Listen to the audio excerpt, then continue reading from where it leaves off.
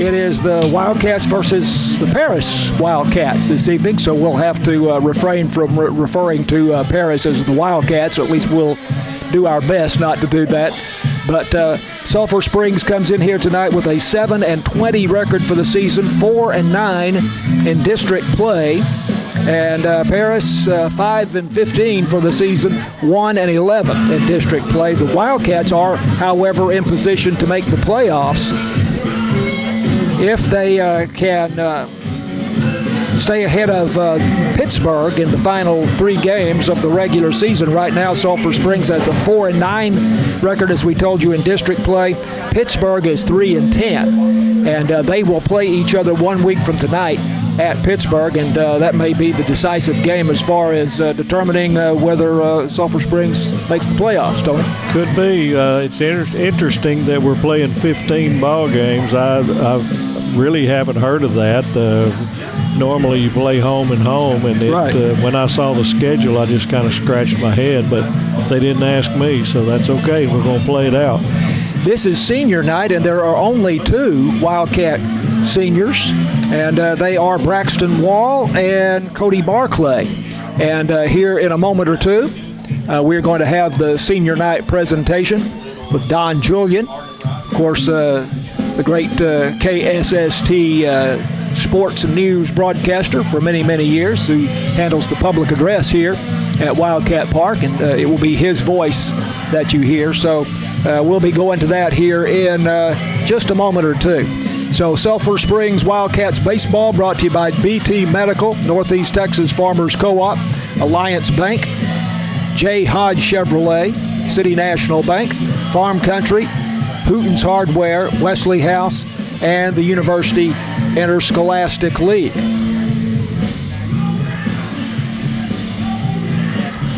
Leading the district, 15-4A, is Pleasant Grove with a 12-1 record, and Liberty Ilo is a half game behind at 11-1. They just haven't played as many games, and but the loss column is the same, so that's a half game lead for Pleasant Grove, but that will take care of itself. North Lamar is at 7-6. As we told you, Sulphur Springs is 4-9, but Pittsburgh right on their tail at 3-10 for that 4th and final playoff spot. Pittsburgh tonight is at Liberty Ilo, so you have to expect Liberty Ilo to win that game. And Paris here at Sulphur Springs.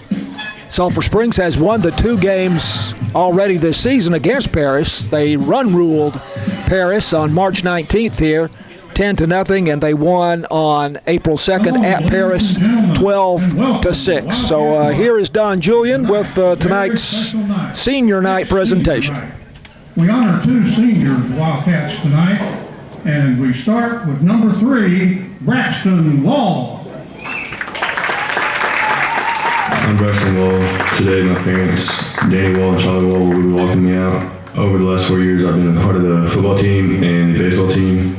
And after graduation, I will be going to Missouri S&T to pursue a degree in business, and I'll be playing football there. Number 3 for the Wildcats, Braxton Wall. Our next senior is number 8, Cody Barclay. My name is Cody Barclay. My parents are Lisa and Brian Barclay. My grandparents are Sim Barclay, Michael Simpson, and Tina Eppers. I am a part of Stuco. I'm the secretary. I'm also involved with HOSA Key Club. I played varsity football for 1 year, and I'm a youth leader at the Way Bible Church. After high school, I plan to attend Texas Tech for a degree in criminology. Number 8, Cody Barclay. And number 3, Braxton Wall, and number 8, Cody Barclay.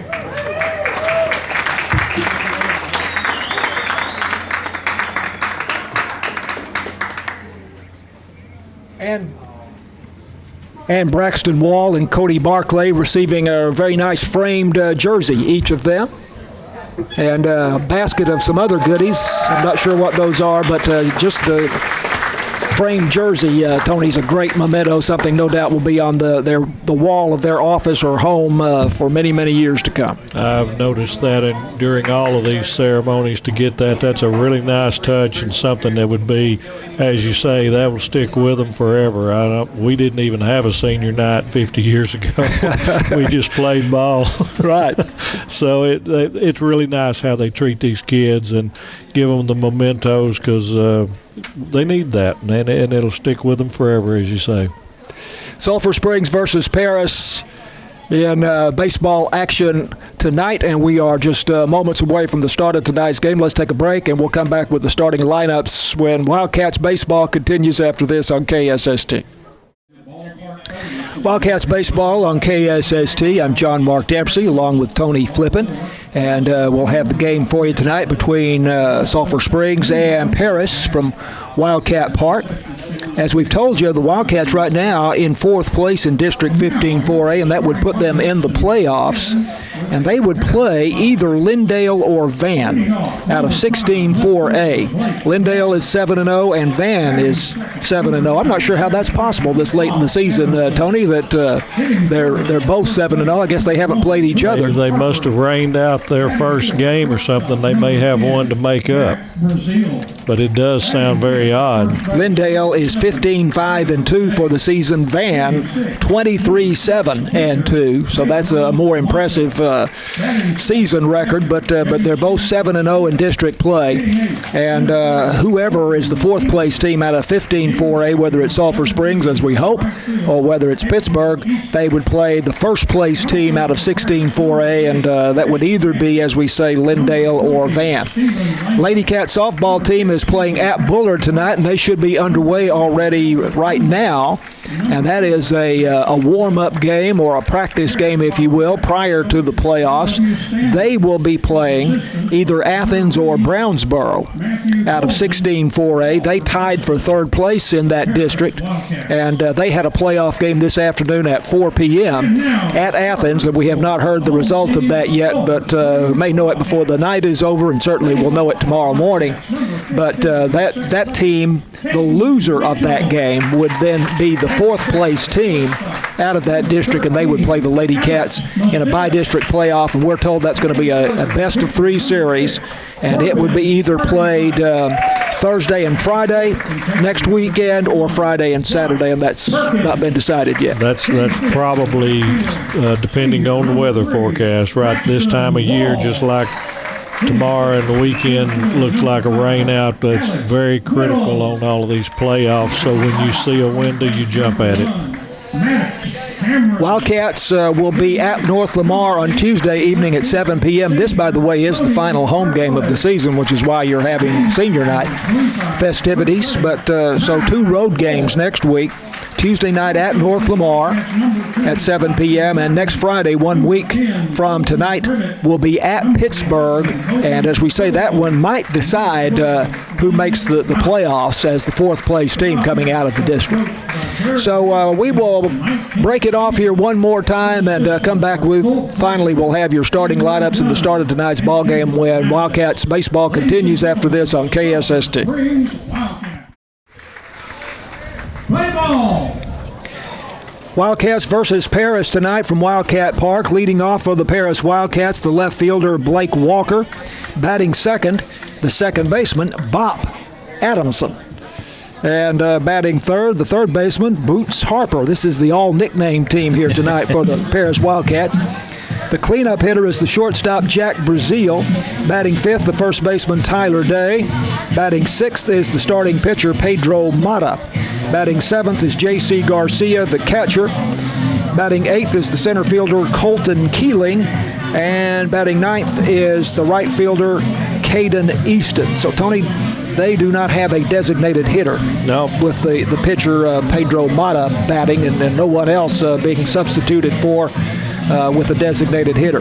For the Sulphur Springs Wildcats, leading off at second base tonight is Caden Mitchell. We're accustomed to seeing him in the outfield, but Caden Mitchell at second base, leading off. Alex Macias, the shortstop, batting second. Batting third is the pitcher Corbin Argenbright. And batting fourth, the catcher Josh Perkins. Braxton Wall in right field bats fifth. Batting sixth, Alex Whittle in center field. Batting seventh, the third baseman Maddox Cameron. Batting eighth, the left fielder and the senior Cody Barclay. And batting ninth, the first baseman Ty Holt. And so the Wildcats also do not have a designated hitter in the lineup here tonight. It is kind of odd, but old-fashioned baseball, 9-on-9. I don't know really why in high school baseball you even need a designated hitter. Very often the pitcher is one of the better hitters on the team, yes. one of the better athletes. So I think it's just another opportunity to let somebody else in the game. But if I was the one that was playing in the field, not getting the bat, I would not be. Of course, if I try to get better and say they can't.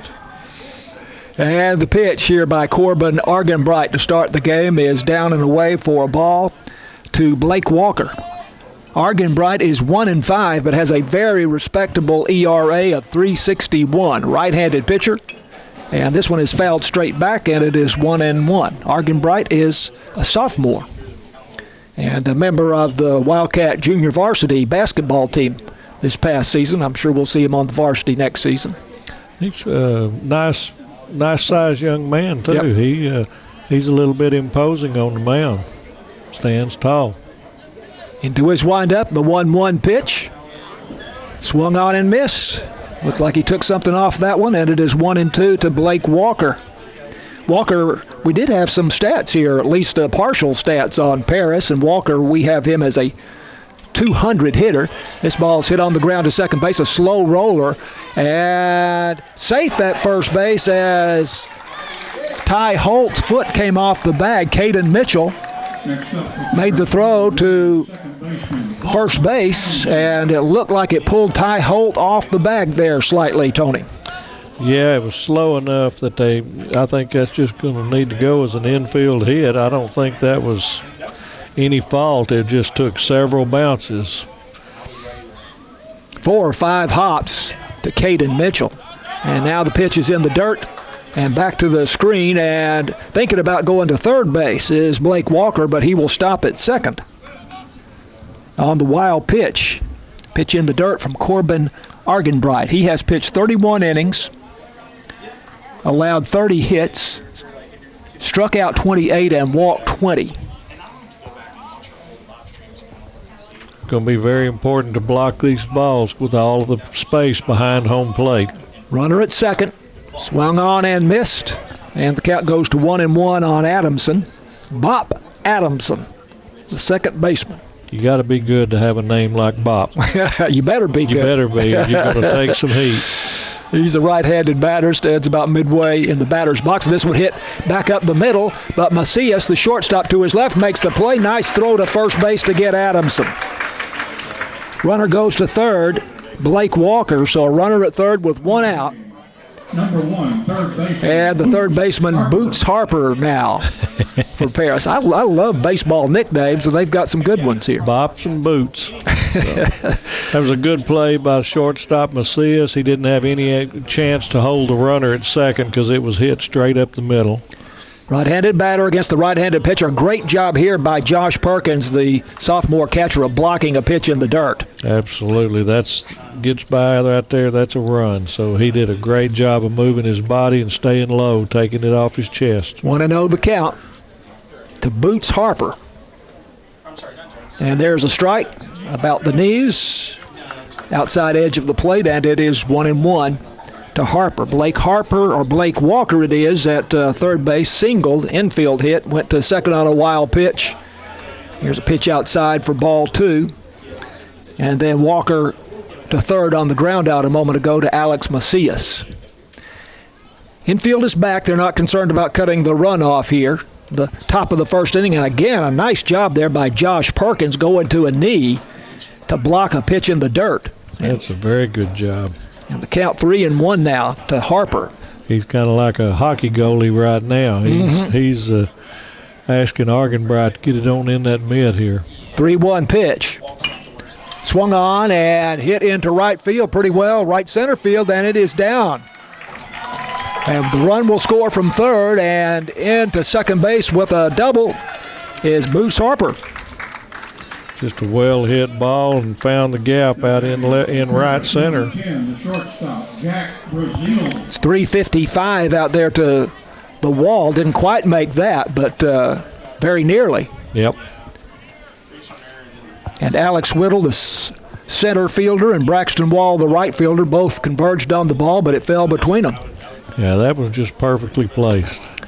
1-0 the score now, and the first pitch to Jack Brazil, the shortstop, is a strike. Paris takes the lead in the top of the first, 1-0. 0-1 the count now to Brazil. Check swing, but he did go, and it's 0-2 now to Brazil. That was a really nice curveball, and Perkins knew it. He got out early, knocked it down, but that was a perfect pitch. Only one out, runner at second, a run across. Argenbright with the pitch. This ball hit sharply on 2 hops to third, and the throw over to first base bounces in, and Ty Holt cannot scoop it out. So Maddox Cameron, who has been the starting second baseman, getting the start here tonight at third. He fielded the ball cleanly, bounces in to first base, and I guess we're going to have to say E5 there. E5 on the throw there, but the worst thing was that the runner at second was standing it short. He should have, at the very least, gotten that in a rundown and get that lead runner. So that was just a mental error there, and again, he's normally second baseman, so don't know how much third he's played. First and third and one out. There goes the runner from first base. Josh Perkins kind of bluffed there to second, but looked the runner back at third. They're concerned about that run coming in from third base. Yeah, the runner actually kind of paused. He was looking to get in a rundown. They were trying to manufacture something. But it's a stolen base there. And the pitch way inside. Did it hit him? No, didn't hit him, but I'm shocked that they didn't try to advance. Yeah. Pitch got all the way back to the retaining wall, which, as Tony has said, it's a good distance from the plate to the screen and to the wall. 2-0 the count now. Runners at second and third, one out. And a pitch low.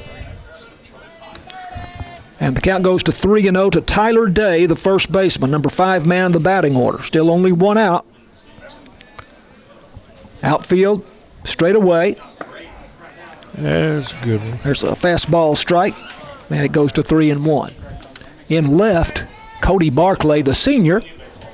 Pretty shallow there, Tony. He is. In left. He is. 3-1 pitch. Just catches the outside edge at the knees. I think we got a little help there. We'll take it. Tyler Day kind of gave a long look to the home plate umpire. Mixed reviews. 3-2 pitch. In the dirt. And back to the screen, and here comes the runner from third. So quite a few pitches here in the first inning from Corbin Argenbright have found the dirt. Yep. And that's the run coming in from third base, and the runner going to third. 2-0 now, Paris. And, of course, that is a walk because that was a 3-2 pitch. So Argenbright struggling with his control here in the first inning. He had walked 20 batters in 31 innings pitched coming in, so it's not great, but it's not terrible. Yeah, we've given them another out or two already, though. Yeah. That's the problem right now. We need to get out of this, make a couple of plays. So far, any break that's happened has gone Parrish's way. I fully expect the runner to do the same thing the last one did and steal, and if anything, try to get in a rundown. Pedro Mata, the pitcher, is the hitter, showing bunt, and he takes a strike. Comes in there at the knees on the outside edge. 0-1 to Pedro Mata, number 6 man in the batting order. Wildcats looking for the double play in the middle infield with Macias at short and Mitchell at second in 2 or 3 steps. There goes the runner from first, and Mata bunting back to the screen. And the count goes to 0-2, so maybe he won't bunt anymore.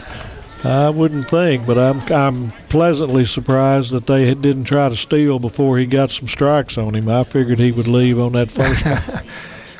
Yeah. But my prognostication is not very good. I don't know. It's not. Right-handed batter here, and pitch way up around the shoulders, so that is ball 1 to Pedro Mata. Again, Tyler Day at first base with a walk. Jack Brazil at third base reached on an error and then stole second. And here's a curveball outside. And the count goes to 2-2 to Pedro Mata. All right, we need a good pitch right here.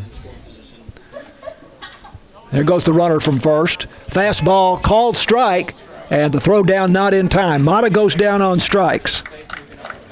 For the second out, stolen base for Tyler Day. So runners at second and third. Number 3, catcher J.C. Garcia. 2 out. That was a good play for the Cats. Shortstop came in and cut the throw off where it couldn't get into center field. And this pitch is hit into right field, and it is down and splits the gap. 1 run in, 2 runs will score. They hold him to a single, but 2 runs come in. That was a deep single to right center field there by J.C. Garcia on the first pitch, going the opposite way.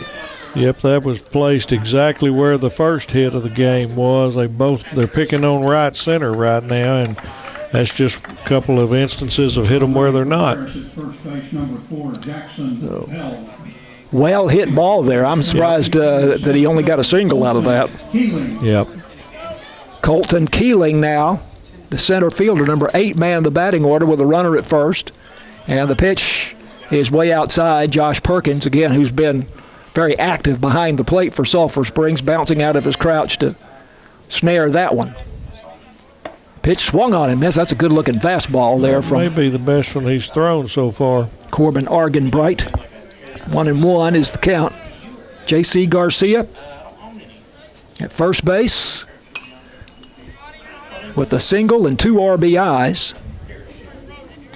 Foul back into the net, and the count is 1-2 to Colton Keeling, the center fielder, number 8 man in the batting order for Paris. They have jumped out to a 4-0 lead. Let's see if he throws a little spinner here and gets him to go for it. Tried it. Outside, misses the mark. 2-2 the count to Colton Keeling. Again, Sulphur Springs has defeated Paris twice this season, 10-0 in a run rule game. Next pitch, 2-2, is fouled back. And will it stay in play? No, barely out. Just misses the screen. Give Ty Holt a lot of credit. He came a long way from first base trying to make that play. They both thought they had a shot and had some good hustle. Josh Perkins, the catcher, also going back for it. So the count remains at 2-2. With normal foul territory, we wouldn't have ever even thought about it. But they've got to be on their horses here. 2-2 pitch. Foul down the third baseline. And the count remains at 2-2. 2 out. Runner at first. 4 runs across in the inning. Yep, we need to come across an out here, get out of it, and we'll check their pitching out. This is the right-handed batter. They all have been right-handed batters. Colton Keeling against the right-hander Corbin Argenbright. Swung on, popped up. Second base, looks like Caden Mitchell going out on it, and oncoming the right fielder, Braxton Wall, calls him off and makes a nice running catch. Braxton Wall ran a long way for that one. That was a tough play for Caden Mitchell, backing up. It was. That one could have dropped, but everybody did a good job. Obviously, Wall was announcing his presence because everybody bailed at the last, and he followed through with it. So that's exactly how you're supposed to do it. 4 runs for Paris on 3 base hits and 1 Sulphur Springs error, and we go to the bottom of the first inning. 4-0 Paris, and this is WildCats Baseball on KSST. WildCats Baseball on KSST. John Mark Dempsey and Tony Flippin with you. Matt Jansen, our technical director. James Terry is our producer in the studio.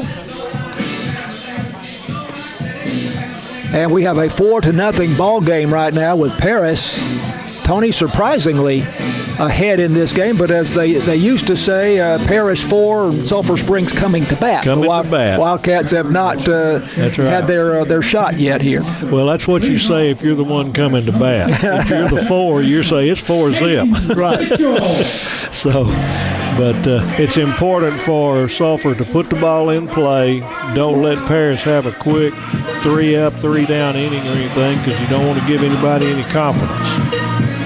Caden Mitchell will lead it off for Sulphur Springs, the second baseman, followed by Alex Macias, the shortstop, and Corbin Argenbright, the pitcher. Right-handed batter Caden Mitchell for Sulphur Springs. And the first pitch is called strike from the Paris right-hander, Pedro Mata. Mitchell batting .366 for Sulphur Springs with a .447 on-base percentage. Now he swings on the next pitch.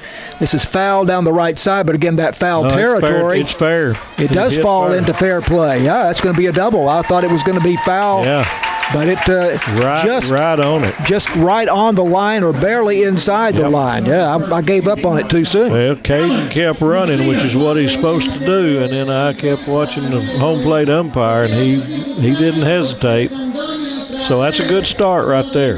Right-handed batter Caden Mitchell going the extreme opposite way, just barely dropping that one into fair territory, and stands at second with a double. And that will be the 5th double of the season for Caden Mitchell. Good way to start this bottom half. 4-0 Paris on top. Now Alex Macias, the shortstop, right-handed batter, steps in, swinging on the first pitch, and this one is foul, out of play down the right side. Macias has a .200 batting average, 13 for 65, but he has a .361 on-base average. That's good. That picks it up a little bit. That means he's got a good eye. 15 walks. 0-1 pitch. Pedro Mata checking the runner at second. Pitch is high for a ball, and it is 1-1 to Alex Macias. Well, we might be here for a while tonight, the way it's going.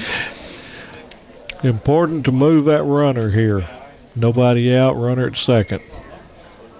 And the pitch up high above the shoulders from Pedro Mata, and it goes to 2-1. Pedro's a big boy, and he doesn't seem to be getting all the way through on his release, and that'll lead to some high pitches. He's had a few high ones. Pitching from the stretch, checks the runner at second. 2-1 pitch to Alex Macias is inside for a ball. And the count goes to 3-1 to Macias. Caden Mitchell at second base with a double. That was the first pitch, was it not, to Caden Mitchell? Second. He Second had pitch. one strike. And there's a fastball high for ball 4, and runners now at first and second with nobody out for Sulphur Springs. Corbin Argenbright, the pitcher, coming up. Okay, so we've got a good start. Now we just need to follow through with it. Argenbright, a .342 hitter. 25 hits and 78 at-bats. 16 RBIs. I believe that's first on the team. Shows bunt and does bunt, gets it down the first baseline. That's a good-looking bunt. That's a nice. And the second baseman now covering. Just in time they get Corbin Argenbright. That is an excellent play there for the second baseman because the throw led him to the base path where they were running. He made an excellent play, but the job was done. Move those runners. Tyler Day, the first baseman, came in to make the play, and Bob Adamson, the second baseman, coming over to cover. But a really nice job of bunting there by Corbin Argenbright. Excellent. You know what? I thought he was a base hit off the bat. You don't see major league players get bunts down that expertly. No. These days. They make me mad watching on TV because they step on the plate and they go everywhere. These are supposed to be the best athletes in the world, and the umpires let them go, and it just aggravates me. That was textbook there. They could film that and teach everybody. Absolutely. Plus the hustle out of the box, and he nearly made it. So left-handed batter Josh Perkins, the catcher, now with runners at second and third and one out. And the first pitch is inside for a ball to Josh Perkins. 4-0. Paris leads, but the Wildcats threatening with runners at second and third and one out. Pedro Mata pitching from the stretch. Fastball low and inside for ball 2. It's a good eye. Make him throw a good pitch. We're just a single away from cutting this lead straight in half. Perkins stands up near the front of the batter's box, left-hand side of the plate. Check swing, and that one goes as a strike. I think that was a called strike. I think he did so. Check his swing. But yeah, I think that one goes. We'll give him a call strike on that one. Perkins with a .417 on base average, 10 bases on balls. And there's a call strike. That looked like maybe a changeup. And it's 2-2 to Josh Perkins, the sophomore, for the Wildcats. has 3 RBIs this season, and a chance to get 2 more. Swinging on the 2-2 pitch and fouls it off down the third baseline. He can sure help his total for the year with these 2. Mitchell at third, Macias at second. 4-0, Paris, bottom of the first. 1 out. Mata, the right-handed pitcher, brings it in. Again, a check swing by Josh Perkins, and the umpire's going to ring him up here. That looked like a good pitch. It just kind of tied him up. 2nd out. Josh Perkins goes down looking, and now Braxton Wall on senior night. The Wildcat senior right fielder steps up in a big spot. Runners at second and third and 2 out. Right-handed batter against the right-hander Pedro Mata. And the pitch. Swung on and missed. Fastball up high, and Braxton swung under it. That was about up chin high there, but it looked big to him. He had a good swing. Wall stands up near the front of the batter's box, somewhat off the plate. And this one's an off-speed pitch that misses outside and probably low. And the count goes to 1-1 to the right fielder, Braxton Wall. With 2 outs, I promise you Mr. Mitchell will be bringing it home if that ball gets by the catcher. So he's getting a pretty good lead. 1-1 pitch. Looked like a curveball in there for a strike. Yep. Down below the belt. And it is 1-2 to Braxton Wall. The outfield plays him medium depth and straight away. Right fielder, Caden Easton, somewhat over toward the line. Runners away from second and third. 1-2 pitch from Mata. Way up high, a fastball up around the bill of the cap. And it is 2-2 to Braxton Wall. Alex Whittle, the freshman center fielder, on deck for Sulphur Springs. Mata comes set at the letters. 2-2 pitch. Misses outside. 3-2 to Braxton Wall. All right, he needs to bear down and not help the pitcher out any here. Catcher's going to go out and try to settle him down a little bit. It's an important pitch coming up this early in the ball game. We need to put something on the board to answer those 4. Braxton Wall has 9 bases on balls this season. On base percentage of .298. And it's a 3-2 count here with 2 out and runners at second and third. Wildcats down 4-0 already in the bottom of the first. Mata looking in. Comes set at the letters. And here is the pitch. Swung on and fouled back. Straight back. He had a good swing at it. The ball was up a little bit. He did a good job going up and getting it. Over the roof. Yeah, at least it didn't bust our eardrums on this tin roof. Yeah. Nice metal roof, covers all the seats here at Wildcat Park. 3-2 pitch. It's a fastball up high for ball 4. So Braxton Wall takes a walk. It's the second walk of the inning for the Wildcats. And the bases are loaded. All right, we got a chance to really get it going here. Alex Whittle, the freshman, coming up here for Sulphur Springs. Whittle, a .343 hitter. Oh, that's good this deep in the lineup. Right-handed batter, somewhat open stance here. Swings and misses at the first pitch. That looked like it might have been a curveball up high. Yep, that's a little up on him. 0-1 the count. Whittle has 4 RBIs on the season. Bases loaded. And there's an off-speed pitch. Catches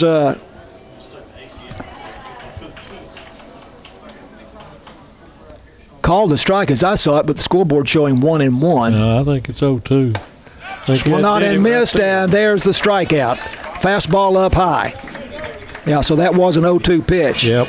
And Wall pitches out of trouble, or Mata pitches out of trouble. Wildcats leave the bases loaded in the bottom of the first inning. We go to the top of the second inning. Paris leading Sulphur Springs 4-0. This is Wildcats baseball on KSST.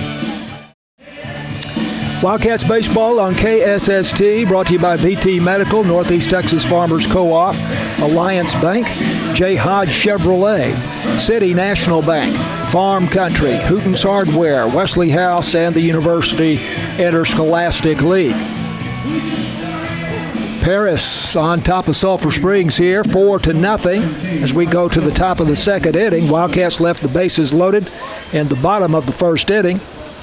And leading off for the Paris Wildcats, and a line drive right at the third baseman for Sulphur Springs, and off his glove, that's Maddox Cameron.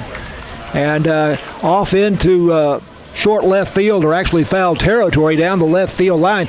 Tony, that was smoked. I'm giving him a hit on that. That was a hard hit ball. I really could not be hit any harder. No. I tell you what, these metal bats, you catch it in the barrel, you better be ready. They call that the hot corner anyway, and I guarantee you he's warm right now. Right. No doubt. So first runner at first base here as the freight train rolls by. Here's a pitch way up high by Corbin Argenbright. Ducking down is Blake Walker to get underneath that one.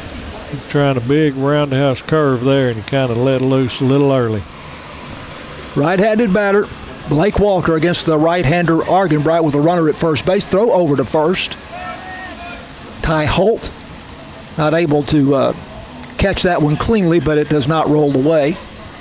And the runner, Caden Easton, diving back in. Now here's a ball fouled down the third baseline. I was looking up, did he bunt? He did. He's trying to move it. They're playing small ball right now. We're seeing a lot of that high school baseball this season. I personally like it. I like for everybody to be adjustable. Some days you don't have the bats, so play small ball. Some days you got the big one. Get after it. Wildcats looking for the double play. Here's a ball hit into left center field, and it's going to drop over the shortstop Alex Macias and in front of Cody Barclay, the left fielder. So Texas League base hit there for Blake Walker, who's 2 for 2 now in the ballgame. He singled and scored in the first inning. And now runners at first and second and nobody out. That was actually a good pitch. It got in on the hands, and Walker just was able to fight it off, and it was perfectly placed between left field and shortstop. So sometimes you just go back to the mound. Bob Adamson, the second baseman, showing bunt. And does bunt, but it's foul off the first base side, and it goes to 0-1. He grounded out to shortstop in the first inning. You got Ty Holt charging at first base, and Cameron is hanging back at third in case we get a quick one, see if we can cut that lead runner. But the biggest thing is if they give you an out, get an out. So very important to play solid defense. Outfield very shallow for Bob Adamson. And again, he's showing bunt. He takes this pitch, and it's outside for a ball, and the count is 1-1. Boots Harper, the third baseman, who doubled and drove in a run, is on deck. Paris scored 4 runs in the top of the first inning. Argenbright the pitch. This one hit sharply to shortstop. Chance for the double play, but they're not going to be able to turn it. Now they've got the runner off third. And Cameron chasing him down and puts the tag on him, and that does turn out to be a double play. That's nice. That's nice. That was a great job. So that's going to be a 6-4-5 double play. How about that? Don't see that very often. Don't see that very many.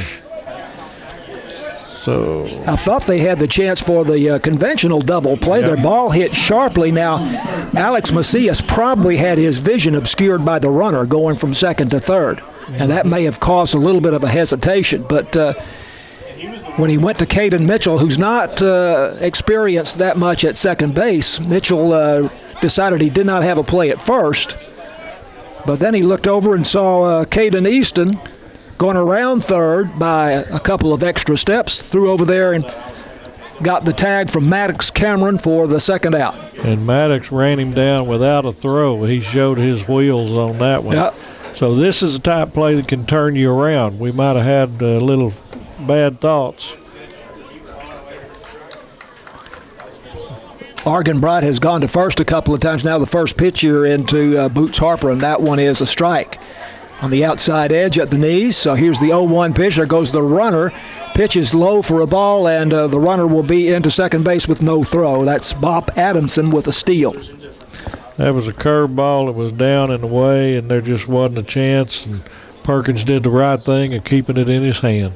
1-1 is the count, and Harper swings, fouls it into the net. Count goes to 1-2. Harper, as we said, had the double and an RBI, and then came around to score in the first inning. Now he has a runner at second base with 2 out. So we got a chance to get out of this with no runs. That's badly needed. Right-handed batter, they are shading him to right field here. Swing and a miss. There we go. Strike 3. There we go. That's what we needed. So Harper goes down on strikes. That's the second strikeout for Corbin Argenbright. And Paris fails to score in the top of the second inning, and we go to the bottom of the second with Paris leading Sulphur Springs 4-0. This is WildCats baseball and KSST. Going to the bottom of the second from Wildcats Park. Paris leading the Wildcats 4-0. Maddox, Cameron, Cody Barclay, and Ty Holt, bottom third of the batting order, coming up for Sulphur Springs here in the bottom of the second inning. Wildcats loaded the bases in the bottom of the first, but could not get a run across. Tony, what are the Rangers looking like right now? Rangers are playing Atlanta, a real high-profile weekend series, and at the moment it's the bottom of the fourth, 2-1 Braves. Rangers scored on a leadoff homer by Marcus Simeon to start the game off, but they hadn't put anything with it yet. And if the Astros-Braves game is still going when this game is over, then we'll join that game in progress on KSST. Maddox Cameron showing bunt, fouls it back, and it is 0-1 to Cameron, the third baseman. I don't mind seeing that bunt right there because he's got enough speed. He was bunting for a base hit. He does not have a lot of at-bats this year because very often the Wildcats would use the designated hitter in his place, but we do not have a designated hitter tonight. And again, he's showing bunt, and there's a curveball, and he gets this one down. Now it's going to be fielded by Mata, the pitcher, who slips down and still makes the play to first base. That was just a nice play there. That was well done. I thought Maddox was easily going to beat that out, but Pedro Mata just slipped down between the pitcher's mound and home plate, but made the throw sitting on his rear end and still got Maddox Cameron by a step. And that's a hard throw when you're throwing from your rear end. Right. It's hard to keep it on line. Couldn't get much on it, but very accurate. And there's a fastball in there for a strike to Cody Barclay, the senior left fielder on senior night. Takes the strike. 0-1. 4-0. Paris on top, 1 out, nobody on base. Barclay. Off his foot. Yeah, fouled it off his foot down the first baseline, goes to 0-2. Barclay has 4 base hits this season, including a triple. And 1 RBI to his credit.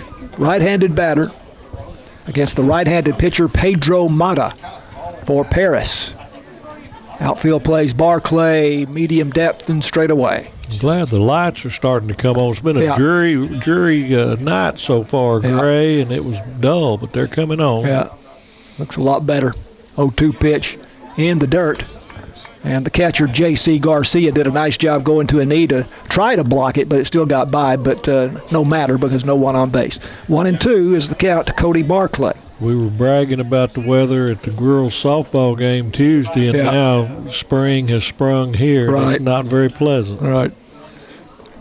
Kind of cool, which is not necessarily unpleasant, but what did James tell me before the game started? 66 degrees. By the way, we have a foul back into the screen here, still 1-2. 86% humidity tonight. It's a different kind of humidity than the other day when it was 85 degrees. Right. But a nice crowd out here for senior night. 1-2 pitch from Mata. Swung on and missed up high. Cody Barclay down on strikes. 2 out, nobody on. Ty Holt coming up for Sulphur Springs. Holt, number 9 man in the batting order. He's the first baseman and a junior for the Wildcats.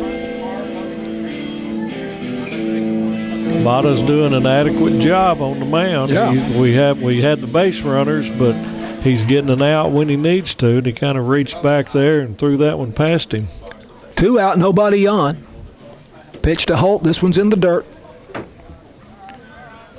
1-0 the count. Holt has a couple of base hits, but 17 walks, Tony. Mercy. A .389 on-base average.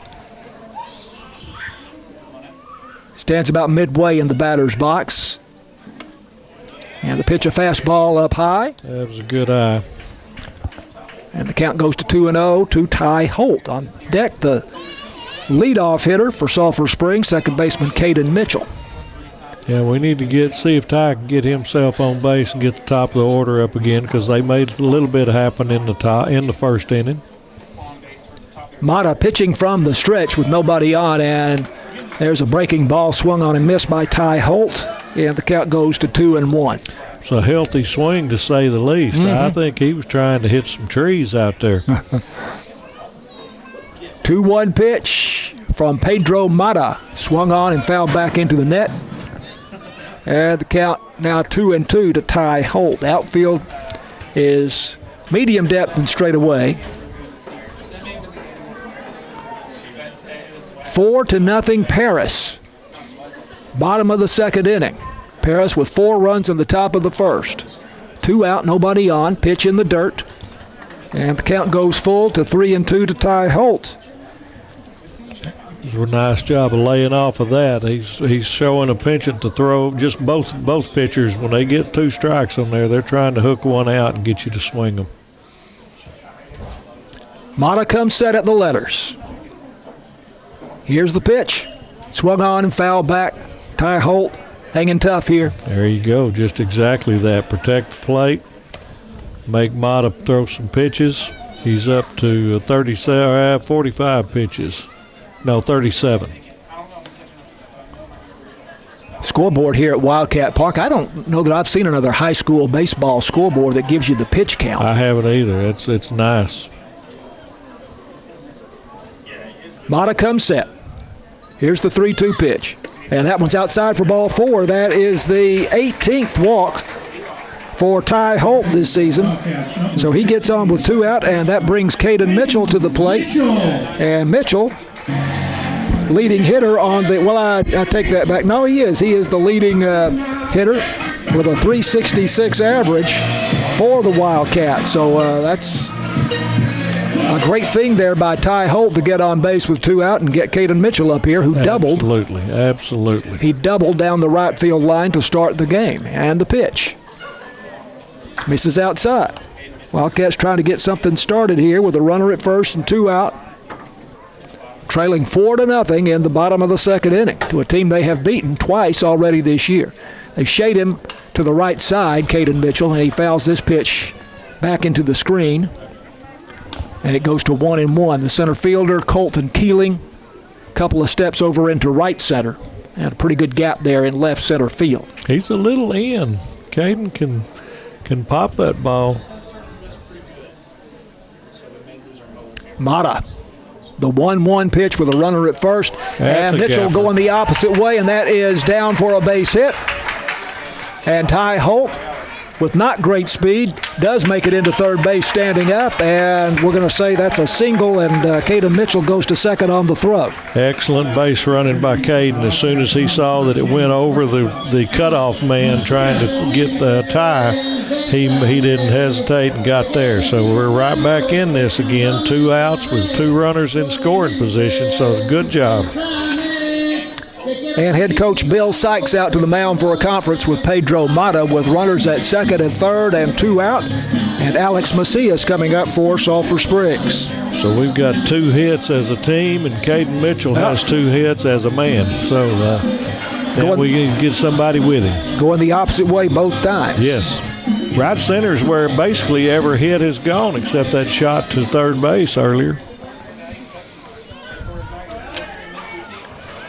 Bill Sykes headed back to the dugout, and now Alex Macias coming up. Wildcat shortstop walked his first time up. Macias, the right-handed batter, has runners at second and third. 2 out. Wildcats need both of those runs badly. Curveball in there for a strike. Macias, 200 batting average with 13 base hits to his credit, but a 361 on-base average, 15 walks, 10 RBIs. There it comes. Pitch in the dirt, and run's going to come in to score. Ty Holt will score. 4-1. Wildcats on the board. That was needed right there. Get something anyhow. Pitch in the dirt, and so it's a wild pitch. Yep. And Holt, who had that excellent at bat to draw the walk. Did that to start with, and good base running to get to third on the hit by Mitchell, and then he did not hesitate. And he's not a sprinter, but he got a good jump. You don't have to be fast to be a good base runner. He did a great job. 1-1 count now. Runner at third, Caden Mitchell. And there's a pitch high up around the letters for ball 2 to Alex Macias. Again, Tony has talked about the distance from the plate back to the screen here, which is 60 feet or more, I would say anyway. It's a lot of room. Runner at third, Caden Mitchell. Mata to the plate, swung on and missed by Macias. And the count goes to 2-2. That was a nice swing. He waited on it, just didn't quite get it. 2 out, runner at third. A run across, 4-1, Paris leading. Macias swings, fouls it down the first base line, and the count remains at 2-2. It's a big run here on third base for us. There's a lot of difference in being down 4-2 and 4-1. Mental game. Mitchell has scored 17 runs this season, one of the Wildcat leaders in that category. Mata looking at the runner at third base, Caden Mitchell, and this ball hit foul down the third base line. Mitchell, of course, in foul territory. That had base hit written on it because I think if it stayed fair, even if third baseman catches it, he's not going to make that throw the way he was going. So a good job of putting the bat on the ball. Now he's got to protect the plate with 2 strikes. 2-2, 2 outs, runner at third. Mata steps off the rubber. I like that. Mitchell's talking to him with his feet a little bit, so see if you can get in his head. Big hitter Corbin Argenbright on deck for Sulphur Springs. Macias waiting on the pitch, and he fouls this one straight back. And the count remains at 2-2.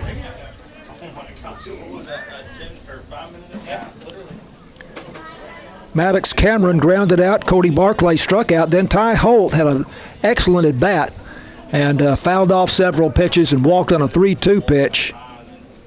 And then Caden Mitchell singled. Here's the ball hit to third, and making the play, the third baseman, and a nice throw, Boots Harper, and the throw across the diamond to get Alex Macias. Excellent play there by Boots Harper, the third baseman. I'm kind of surprised that we didn't appeal that he pulled his foot, but it doesn't look like Coach is going to ask, So Caden Mitchell is left at third base, but the Wildcats do get a run in the bottom of the second inning, and we go to the top of the third inning. It is Paris 4, Sulphur Springs 1, and Wildcats baseball continues after this on KSST. Wildcats baseball on KSST. We are going to the top of the third inning, and with the play-by-play, here's Tony Flippin. All right, we got a little better attitude coming into the third now. We got that 0 wiped out. We could have used that second run, but at least we got that 0 out. So now it's going to be very important to see if we can get a shutdown inning and get the bats back up. So we're going to have shortstop Jack Brazil, first baseman Tyler Day, and the pitcher Pedro Mata as the first 3 up in the third inning. Argenbright has thrown pretty good 2 innings. He didn't have the best luck in the world in that first, but he had a shutout inning on the second, so we'll see if he can put another 0 on the board in this third. He has thrown 45 pitches in the first 2 innings. Yep, Tony. Pretty quick, pretty even, 45 and 49, so each of them have. So here's Brazil. Here comes the first pitch. Uh-oh. That ball's hit. I can't tell. It's in. It's off the fence. He's around second, heading for third. and it looks like he's going to make it. We couldn't tell. The fence is dark, and it's dark out there. That ball was well hit. That's a solid triple. It was over the head of Cody Barclay. Yes, they had no chance. I really thought that one might leave us. Yeah, I thought at first it might as well. He really hit it a ton. It had that sound. Now, I'll tell you, we did get some stats on these guys from MaxPress. I'm not at all sure that they're complete stats, but we had Brazil hitting 667. Really? With a triple. That would be at least his second triple. And a couple of doubles. All right. Well, Tyler Day is up, and on the next pitch, he lines a shot into the center fielder. So Paris has come out ready to roll this time. So that's a solid single on the first pitch, and Brazil comes in to score to make it 5-1. Now I should say, by the way, that that 667 batting average was based on 8 hits and 12 at bats. Okay. So not very many at bats. Yep. That's why I say I think it might not be up to date. But. Okay. So Day's on first, and here's the pitcher, Pedro Mata. First pitch, he wanted to continue that attack, and he swung on and missed a little high and inside there. Now that was a good fastball by Argenbright. It was. Comes set, not much lead. Here's the next pitch, right down the pipe for an 0-2. So that's the way to come back and battle. Mata struck out looking his first time up. Here comes the next pitch, and he fouls it back to the right side, a little bit behind. So Argenbright's throwing strikes on this one. That's good. 5-1, top of the third. Paris Wildcats ahead of our Cats for the moment. Comes set. Here's the next pitch. It was way behind the head. That was going to be it ended up looking like a fastball though, but I guarantee it's a nice job by Perkins to catch that and keep that base runner at first. Argenbright set. There's that spinner comes in, and there's one of them down swinging. So that's a good we need that. We don't need the ball put in play. One away. Runner Day stays at first, and it's J.C. Garcia, the catcher, coming up. Garcia had a solid single in the first inning and drove in 2 runs. First pitch gets by Perkins, and now the runner's gonna advance. When they go now, they actually act like they're wanting third, but they're not going to get it. So wild pitch there. Runner's now at second. Tyler Day at second. J.C. Garcia, the catcher, is up. 1 out, 1 ball. He's got the sign, comes set. There's a shot to left center. And that's down. That's going to go to the wall.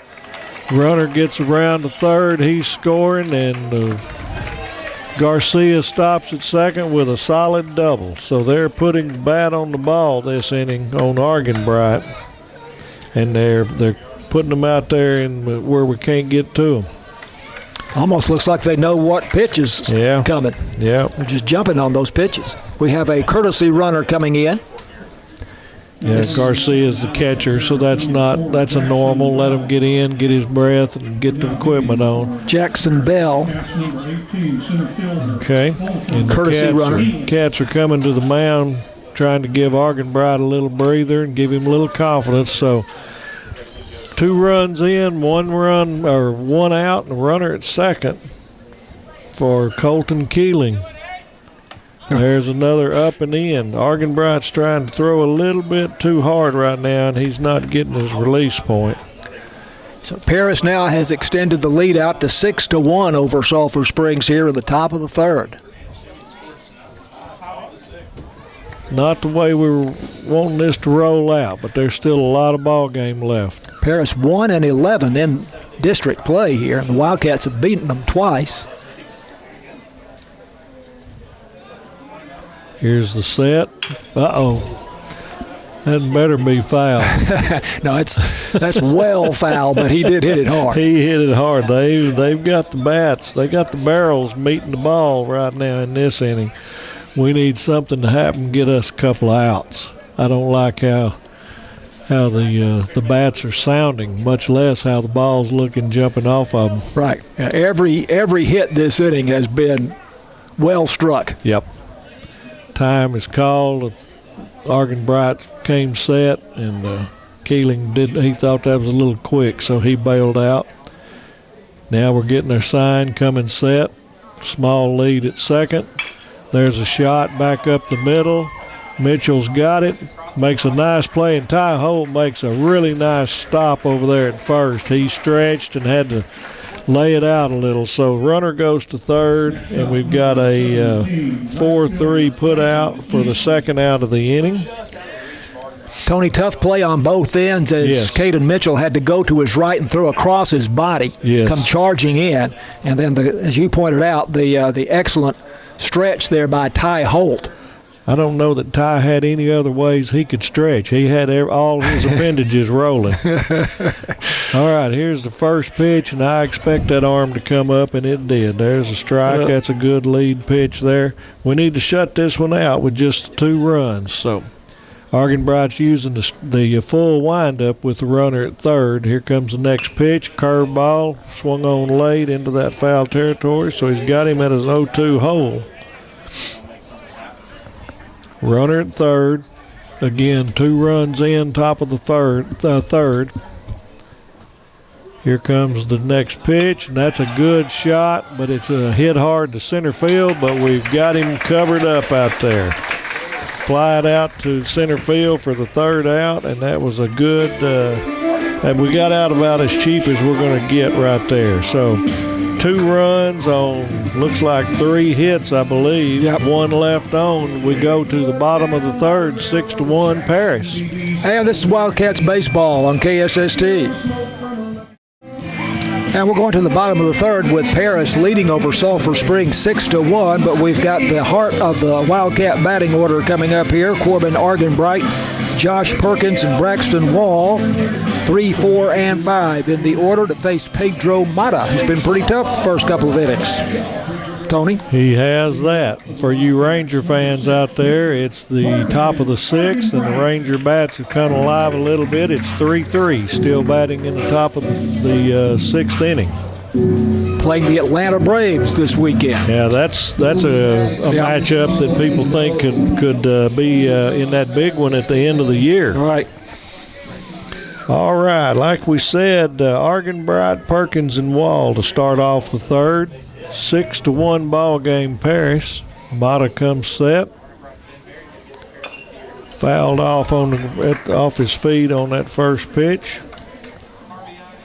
The Cats have not had a good luck since the first inning getting base runners. We need to put the ball in play and make something happen. Here comes the 0-1 pitch, and that hit him. He didn't have a chance, but he heads off to the first and not going to rub it. It looked like it hit him right between the shoulder blades. Right in the 6, yes. That wasn't a glancing blow. I was about to say Argenbright, one of the top hitters on the Wildcats with a .342 batting average, 25 hits coming into the game, and a .377 on-base average, and he's on base again, but not the way he would like to. Not the way he wanted, that's right. He got a really good sacrifice bunt down in the first inning. Yes, he did. So now we got Josh Perkins up, left-handed hitter. Argenbright leads off at first. Mata comes set. There's a foul back to the left.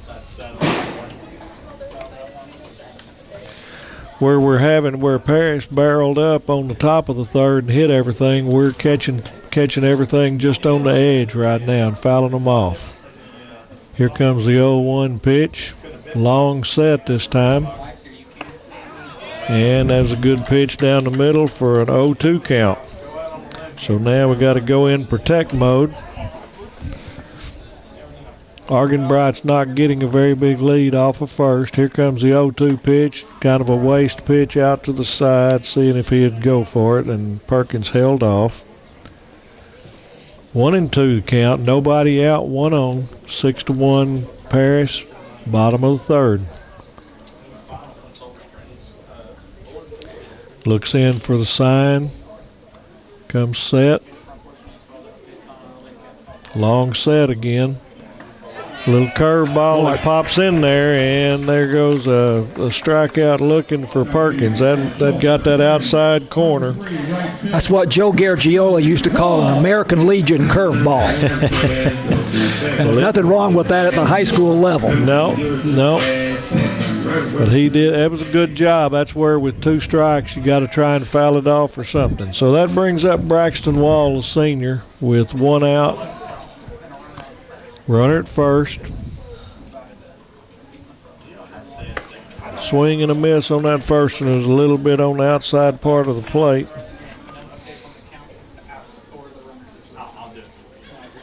He digs back in, faces up against Mata. He comes set. Small lead at first. Curveball. He's feeling his oats right now. He's got his pitches working for him right now. 0-2. So the Wildcats need to make something happen here. Let's see if it happens this pitch. Long set again with no threat of running. I don't know. He may be asleep here. Somebody needs to call time. He goes ahead and throws it, and he held him up enough. There's another strikeout swing in there. I'm very surprised that Wall didn't step out and call timeout. That's a great point, and there is no, unlike with Major League Baseball, there is no timing aspect. There's no time limit between pitches. He held the ball there a very long time. He did. We've got a pinch runner at first now. I can't see who it is. Alex Whittle, center fielder's up. 2 outs, runner at first.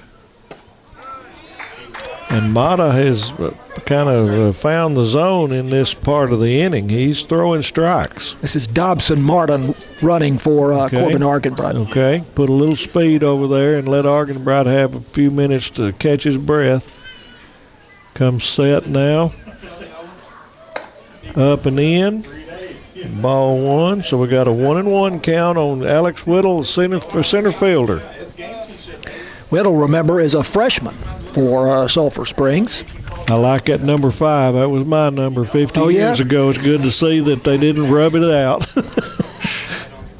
I thought they might have retired it, Tony. No. Fouled straight back. There was no reason for that. In fact, I had lunch today with 2 of my classmates. We had, unfortunately, a funeral to go, but we had lunch, and it was 2 more of my best friends and my classmates, Alan Spencer and Don Huffstetter. Had a great visit. Here comes set, the next pitch, roundhouse curve. Runner takes off and gets no throw, so we've got a 2-2 count. And now we need to come across here, Mr. Whittle. Dobson Martin with a stolen base there. Yeah, I don't know if that surprised him. It was a slow curve, but he didn't even attempt. Here we come set. Fastball down and away, and I think we're going to a full count here now. Right. So 3-2, runner at second. He's getting a decent little lead and needs to, when he sees him go, he needs to get a secondary lead off of there because we need to score if we get us a base hit. We don't need to waste this opportunity. Whittle, by the way, the freshman, a .343 batting average. That's pretty good for a freshman. That's not bad. That's why he's playing. Got there, so struck out the side with a hit batter as a part of it as well. That was a good fastball there. That was one of his better pitches. So no runs, no hits, 1 left on, and through 3 innings, we're 6-1 Paris. And this is Wildcats Baseball on KSST.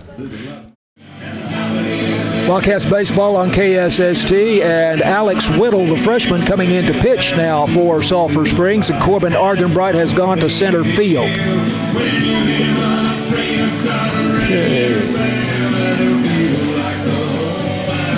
And we'll get the pitching stats for you on Alex Whittle here in just a moment.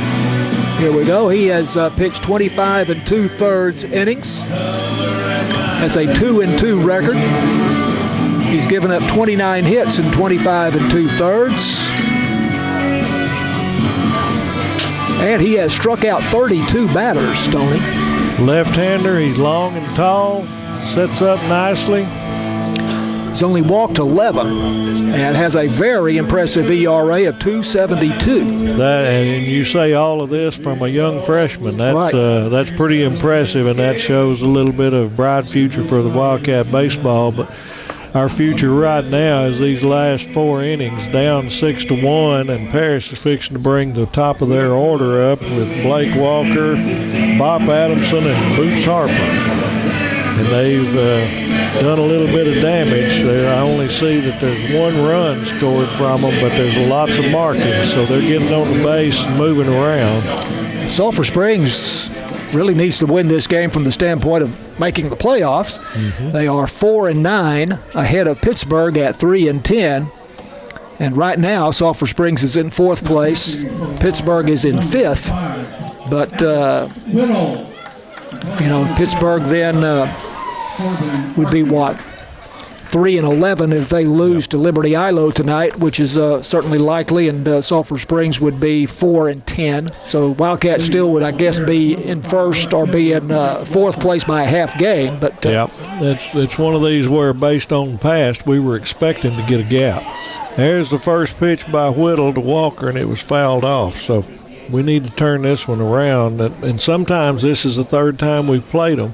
You beat a team twice. Yep. Sometimes you come in thinking all we got to do is show up. Well, Paris came to play so far. So Whittle is he's running to wind up and throwing nicely. A nice swing and a miss there. Good pitch, good fastball on that. I would think a tall, lanky, young freshman left-hander like this getting some interest from college scouts. There goes that next one. He goes 3 straight for a strikeout of the leadoff hitter Walker, and that's exactly how you want to work here. Or will be soon. Will be soon, yep. I imagine some folks know his name. So that brings up second baseman Bob Adamson. Nobody on. Here comes the first pitch. A little bit up and in. I wish we had a radar gun here to see how fast some of these kids are throwing, but Whittle looks like he's got a very good fastball. He does. There's one that the umpire's been consistently giving. I think it's a little off the corner, but he's been consistent with it, so you learn the umpires each game. Whittle comes set. Here comes the next one. It's up, and he's making it look good, so he's swinging a miss for a 1-2 count. They're shading Adamson to right center field as they did Blake Walker, with the center fielder now Corbin Argenbright. There he goes. There's one strike right down the middle looking, and Whittle is putting on a show at the moment. 2 strikeouts in this inning. Started to see Argenbright 3 or 4 steps over into right center field, and Cody Barclay well off the line. Looks like they're going to continue to play him that way for Boots Harper here. Well, he's got a little speed with him, so until they prove they can pull him, they're behind right now. And there's a first strike swinging. Whittle's got it going right now. He's got a strange windup to me. He doesn't step backwards. He almost steps toward the plate a little bit to get his windup going. There's another one that's on that outside corner, called strike 2. So we're 1 pitch away from just setting him down. He's only fixing to throw his 10th pitch and got 2 outs. And there's a shot that's just over Mitchell at second base and got a base hit into center field. So that's a good job of hitting. So 2 outs, runner at first is Harper, and Jack Brazil, the shortstop, coming up. Harper did go the opposite way as they expected him to. Mm-hmm. He did. He's 2 for 3 now tonight with a double and a single. So Whittle gives up his first pitch, but he's been quite impressive so far in this first inning of his work. We saw him, was it against North Lamar? May have been. Here comes set. No lead at first. The odd ball gets away from Perkins, and we're going to advance to second. That's pass ball in my book there. Yeah. He should have had. I think he kind of took his eye off of it, thinking if he was going to want to throw down to first. Mm-hmm. So tough luck, but we'll see if it hurts us. Now they're closer to having a run with just 1 hit, so we needed to keep them where they had to have 2 hits to score.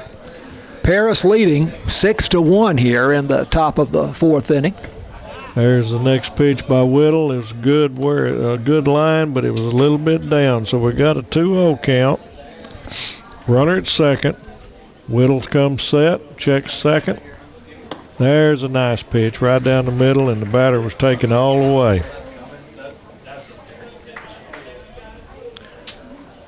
Whittle doesn't waste any time. He's already set again. Runner's just barely on the base. High and away. He didn't finish his mechanics on that one and lost that one up and out. Brazil had that triple, well-hit triple over the head of Cody Barclay his last time up in the third inning. Came around to score. There's the 3-1 pitch, and he was trying to duplicate that. He took a big swing. His head flew out early, and he didn't make any contact. So full count. We'll see if Whittle can put him away here. Brazil reached on an error and scored in the first inning. Oh, nice pitch. Got him swinging. Whittle does a great job. He's got the one hit, but other than that, he struck out the side. So no runs, one hit, one left on, and we go to the bottom of the fourth with a 6-1 Paris lead. And this is Wildcats Baseball on KSST. Wildcats Baseball on KSST, and it's brought to you by BT Medical, Northeast Texas Farmers Co-op, Alliance Bank, J. Hodge Chevrolet, City National Bank, Farm Country, Hooten's Hardware, Wesley House, and the University Interscholastic League. I tell you, this young man, Pedro Mata, has done a pretty solid job on the mound for Paris here tonight.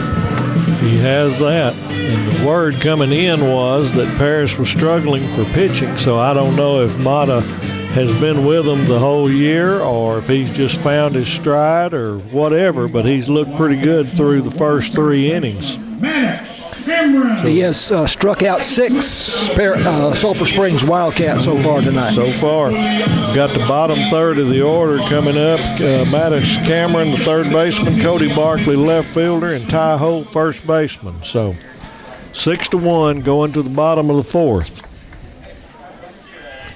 Mata's still looking pretty strong here. He works from the stretch even with nobody on. Here comes the first pitch, straight down the pipe, and there's what we needed. A good shot past the third baseman, and Maddox Cameron starts off with a good solid single, and left fielder did a good job of getting to it to keep him from going to second. I actually thought that might be a double. I did too. Yeah, that's what I thought. So now we've got Cody Barkley with Maddox, who has great speed at first, so we'll see whether or not Coach might put a bunt on and just try to move him. This is the number 8 hitter. So now we'll see if, again, do we play a little bit of small ball and try to cut into this, or do we try to take some cuts and get a crooked number up here? Mata comes set. First pitch bounces past, and Cameron is easily to second base. So that takes a little of the mystery. Now it's whether or not you want to bunt him to third. Well, that's a thought. And you very well could. I'd like to see him sitting there, but big gap out in left center. The left fielder Blake Walker playing over toward the line. Both power alleys could be had right now. We just need to barrel up and put the ball in play. Mata comes set. Here comes the next pitch, and there's a high pop-up to left fielder, and he looks like he's got it, but he struggled a little. He came on through with it, so that's a fly out to the left fielder for the first out. Had a long way to run. He did. I actually thought by the time he got it that shortstop might have had it. So now we've got the number 9 batter Ty Holt up. Ty scored the only run for us after getting hit in the second inning. So he would rather score a run this time hitting the ball instead of getting hit. Tony, I'm just now noticing we have a little bit of a mist here. You see some umbrellas out down the third base line, and you see some of the moisture on the apron around the stands here. And if you look up into the lights, you can see it better. Yep, it's supposed to come in tonight, and it's been awful cloudy, awful soupy out here. I said he got hit, that Ty got hit. He walked. He didn't get hit, but he did score the run. First pitch was a called strike. Yep. All right, Mata comes set, runner at second, looks him back. He's not shy about holding the ball. Tries the big curve, and Ty lays off, and it's up and in for a ball to go to 1-1. It's tough on the hitter standing there waiting, and you said before, I don't remember who it was batting, but it probably should have stepped out of the batter's box. I think that was Wall. Yeah, and called time. Yeah, and especially it was on a critical pitch that he ended up striking out to end the inning. So Mata's pitch on the next time, Ty did a good job of laying off. That was just up. Good job. 2-1. That walk that he got in the second inning was a really good at bat. He fouled several pitches off and worked it to 3-2, and then finally got ball 4. That's one of those where they've got stats now for how many pitches you take at a full count. There's the next pitch, and it's fouled straight back. And we didn't get as lucky to keep it off of that 10 roof this time. So. By the way, Holt now has, with that walk in the second inning, has 18 bases on balls. I think that is the team leader. If it's not, somebody else has been getting after it. So we got a 2-2 count. 1 out, runner at second. Bottom of the fourth, down 6-1. Mata comes set.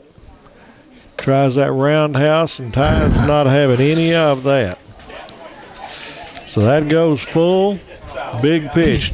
Like I said, might be a little moisture out there, and Ty's wiping his gloves off on his pants, so it might be a little bit of weather for the factory for the rest of the ball game. Here comes Mata getting set, checks the runner, 3-2 pitch, is up and away, and Ty gets another walk, so he's a master at the walk. Number 15, second baseman. So now we've got runners at first and second, and the top of the order for the third time, Caden Mitchell. So this is a prime time for us to get going in this ball game. Caden's probably got as good a bat as anybody on the team. Right. Mitchell, 366 batting average, 447 on base average, 9 RBIs on the season for Caden Mitchell. He's 2 for 2 tonight. So Mata's getting the sign now, comes set. Here comes the first pitch. And that one's a high strike. I didn't know if that was going to get out of the zone or not, but it wasn't what Caden wanted, so he let it go. Mata now at 74 pitches in the game. Okay. He's done a good job. He's coming set here. They're not holding Holt on at first, so he's able to get a good lead. And there's a high and an in. Ball 1, so we got 1-1. That could be important, letting Ty get that kind of a run. He's not a racehorse over there, and so if you let him get an extra couple of steps, if Caden can put this in play, that might let him get around to third or even score on a double. Shading Caden Mitchell to right field here. He's both of his hits have been the opposite way tonight. Yes, they have. Mata comes set, staring at the runner, and he turns and goes back, but they don't even try a tag there. So good job by the base runner, Cameron, to get in his head. Again, you don't always have to steal or whatever. You want him to know you're there, and that takes his focus off of the batter. Mata comes set again. Mitchell looks ready. Here comes the pitch, and it kind of jammed him. It's off foul to the first base side, and it unfortunately stays in play, and the first baseman makes the out.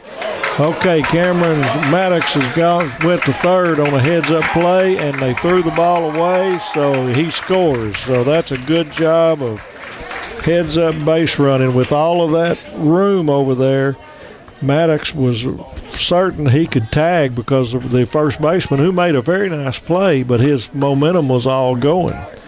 So that is, let's see, so Ty's going to end up at third base. Right. So would that be Mitchell? That's going to be an E1 or E3. E3. Yep. So that's going to be Mitchell is out for an F1. That's going to be the second out of the inning, and then it goes over for an error. So Paris now leading 6-2 over Sulphur Springs. Have a runner at third and 2 out. Alex Macias, shortstop, up, ties at first. But third, and the last time Ty was at third, they had a passed ball, and he did a great job of base running, and he scored. So maybe we can duplicate that again. Best part is let's have a Macias get us a hit. First pitch is a little bit in for a ball.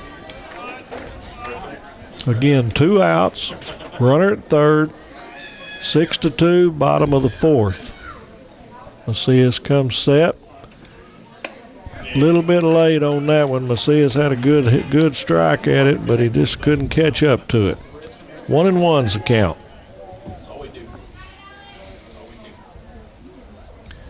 Got the signal. He comes set, checks Holt at third. Next pitch bounces in. Good job by the catcher, Garcia, to keep it in front of him. That could be a gift right now if you get one in the dirt and get by.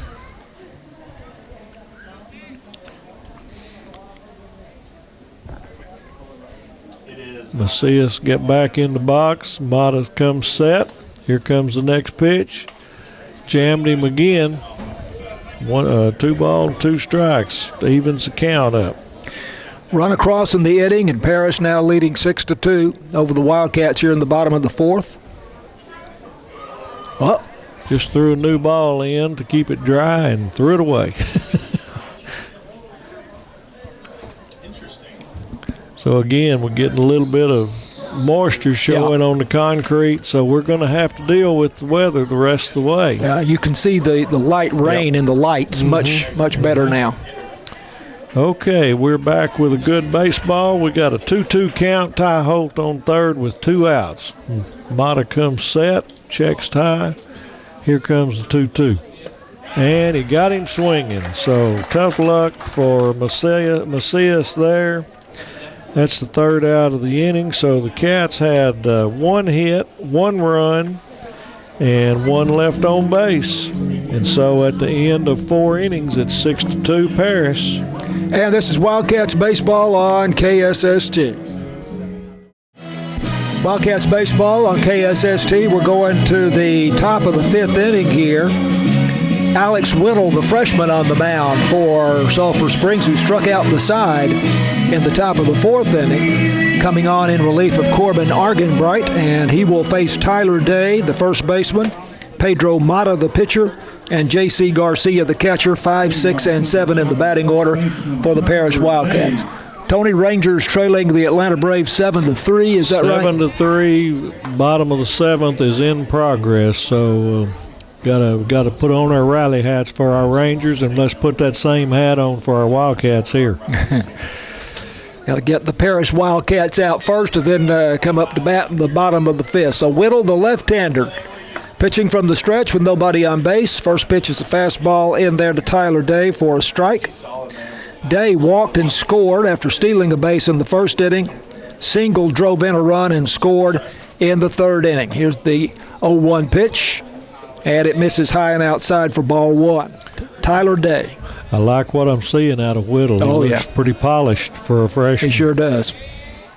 1-1 pitch, swung on and missed. Or I guess it was swinging a miss. He looked up as if he had fouled it, but he fooled me. I think that was disgust. Now they're playing him to go to right. They're shading him to right field here with a big gap in left center. And here's a fastball up high for a ball. It's 2-2. Cody Barclay well off the line in left field. And Corbin Argenbright now in center field, about 5 steps over into right center. 2-2 pitch, swung on and missed. That looked nice right there. He's struck out 4 batters out of the 5 that he's faced. Gave up a hit to Boots Harper, but otherwise he struck them out.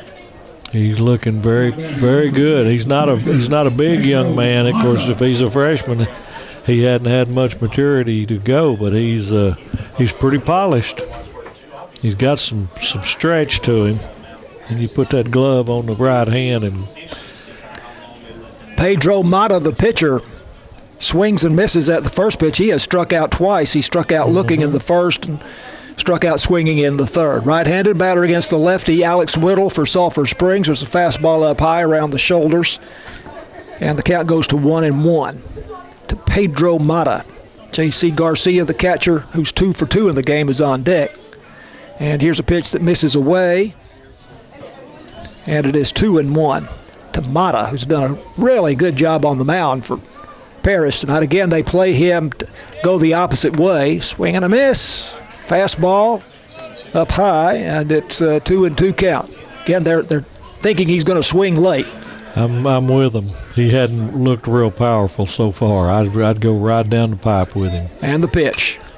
Fouls it back into the net to the first base side, and it holds at 2-2. So Corbin Argenbright, the center fielder, quite a few steps over into right center field. Cody Barclay, the left fielder, way off the line. 2-2 the count, 1 out, nobody on base.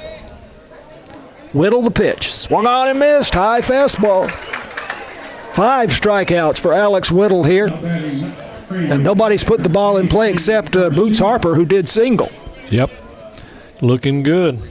We're getting toward the bottom third of the order, so maybe he can keep that mastery going, get out of this 5th inning, and let us get our bats back. 6-2, Paris leading, 2 out, nobody on. Top of the 5th, here's J.C. Garcia, the catcher. And first pitch misses for a ball. Garcia singled and drove in a run in the first inning, doubled and drove in a run in the third. And this ball goes to right field, and coming on to make the catch, Braxton Wall for Sulphur Springs. So a 1-2-3 inning for the freshman Alex Whittle. And we go to the bottom of the 5th at 6-2 Paris, and this is Wildcats baseball on KSST. It's the bottom of the 5th inning. Wildcats down to Paris here, 6-2. And it's 3, 4, and 5 in the batting order for Sulphur Springs, with Corbin Argenbright now the center fielder. And then Josh Perkins, the catcher, and Braxton Wall, the senior right fielder. In this final home game of the 24 season, we had senior night before the game. Braxton Wall and Cody Barclay honored. Received framed jerseys, very nice gift. Very nice, you bet it was. To remember their Wildcat baseball days. We've got the posters out on the wall out there. I mean, they do a great job. The Sulphur Springs School District and the booster clubs and all, they do a great job. The concession stands, we've got parents that are really involved with all of the activities. Things are good at Sulphur Springs.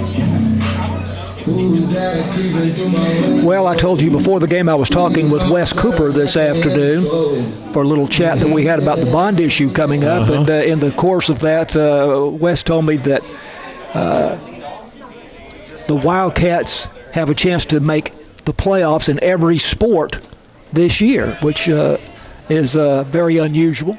Yes, it is. If the Wildcats make the playoffs in baseball. First pitch is a strike to Corbin Argenbright. And second pitch is hit down the third baseline. I think that's fair. And a tremendous play there. And that's the second one tonight. Similar to that by Boots Harper, the third baseman, moving to his right, fielding it just inside the line, and then making a terrific throw all the way across the diamond to Tyler Day, the first baseman, and getting Corbin Argenbright by half a step.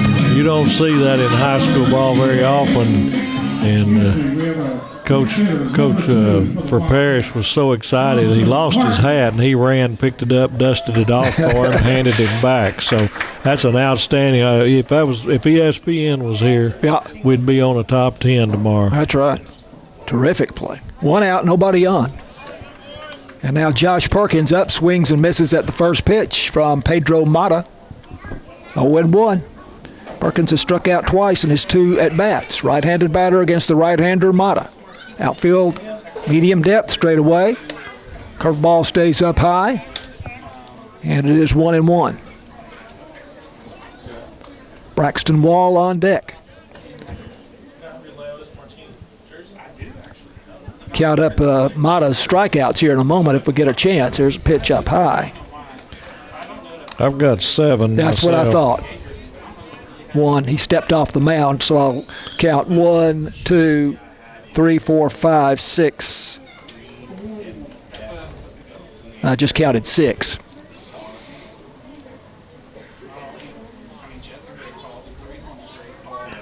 Pitching from the stretch with nobody on. 2-1 pitch. He is way up high to Josh Perkins, and the count goes to 3-1. Looking for signs that he might be tiring here, Tony. He looks just as good right now as he did early. It'll be interesting to see if they let him go, especially on this cool evening. He's thrown 87 pitches. And a swing and a miss. Took something off of that one. I guess that's the changeup. Now this is, you said Josh Perkins. This is Martin, or Dobson Martin. Oh, he's pinch hitting. Okay, you're right. Thank you.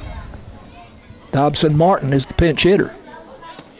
And there's a curveball for a called third strike.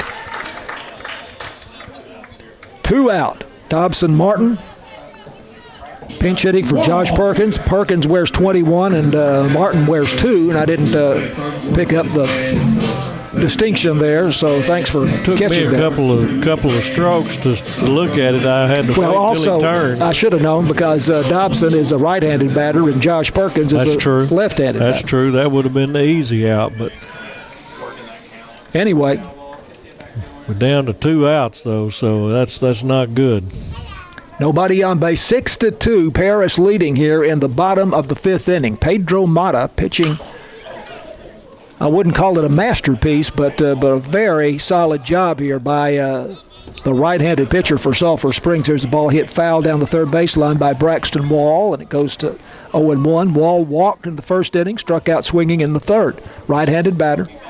Outfield straightaway and medium depth. There's a fastball up around the shoulders for ball 1. The Cats just have not gotten dug in on Mata. He's kept us off balance and not letting us get the barrel on the ball very often. There's an off-speed pitch up high for a ball, and it is 2-1. Not sure if that was a curve or a changeup. Didn't break much. Getting some rosin out there. The mist could affect that, and the pitcher's got to have trust that he's got a good grip. Pitching from the stretch with nobody on. And the pitch swung on, hit foul down the first baseline. Catcher seems to have a play on it. Couldn't quite come up with it. And there's an awkward angle there, and J.C. Garcia cannot make the play. So a break for the Wildcats and Braxton, so hopefully he can make that count. Count goes to 2-2 on the foul.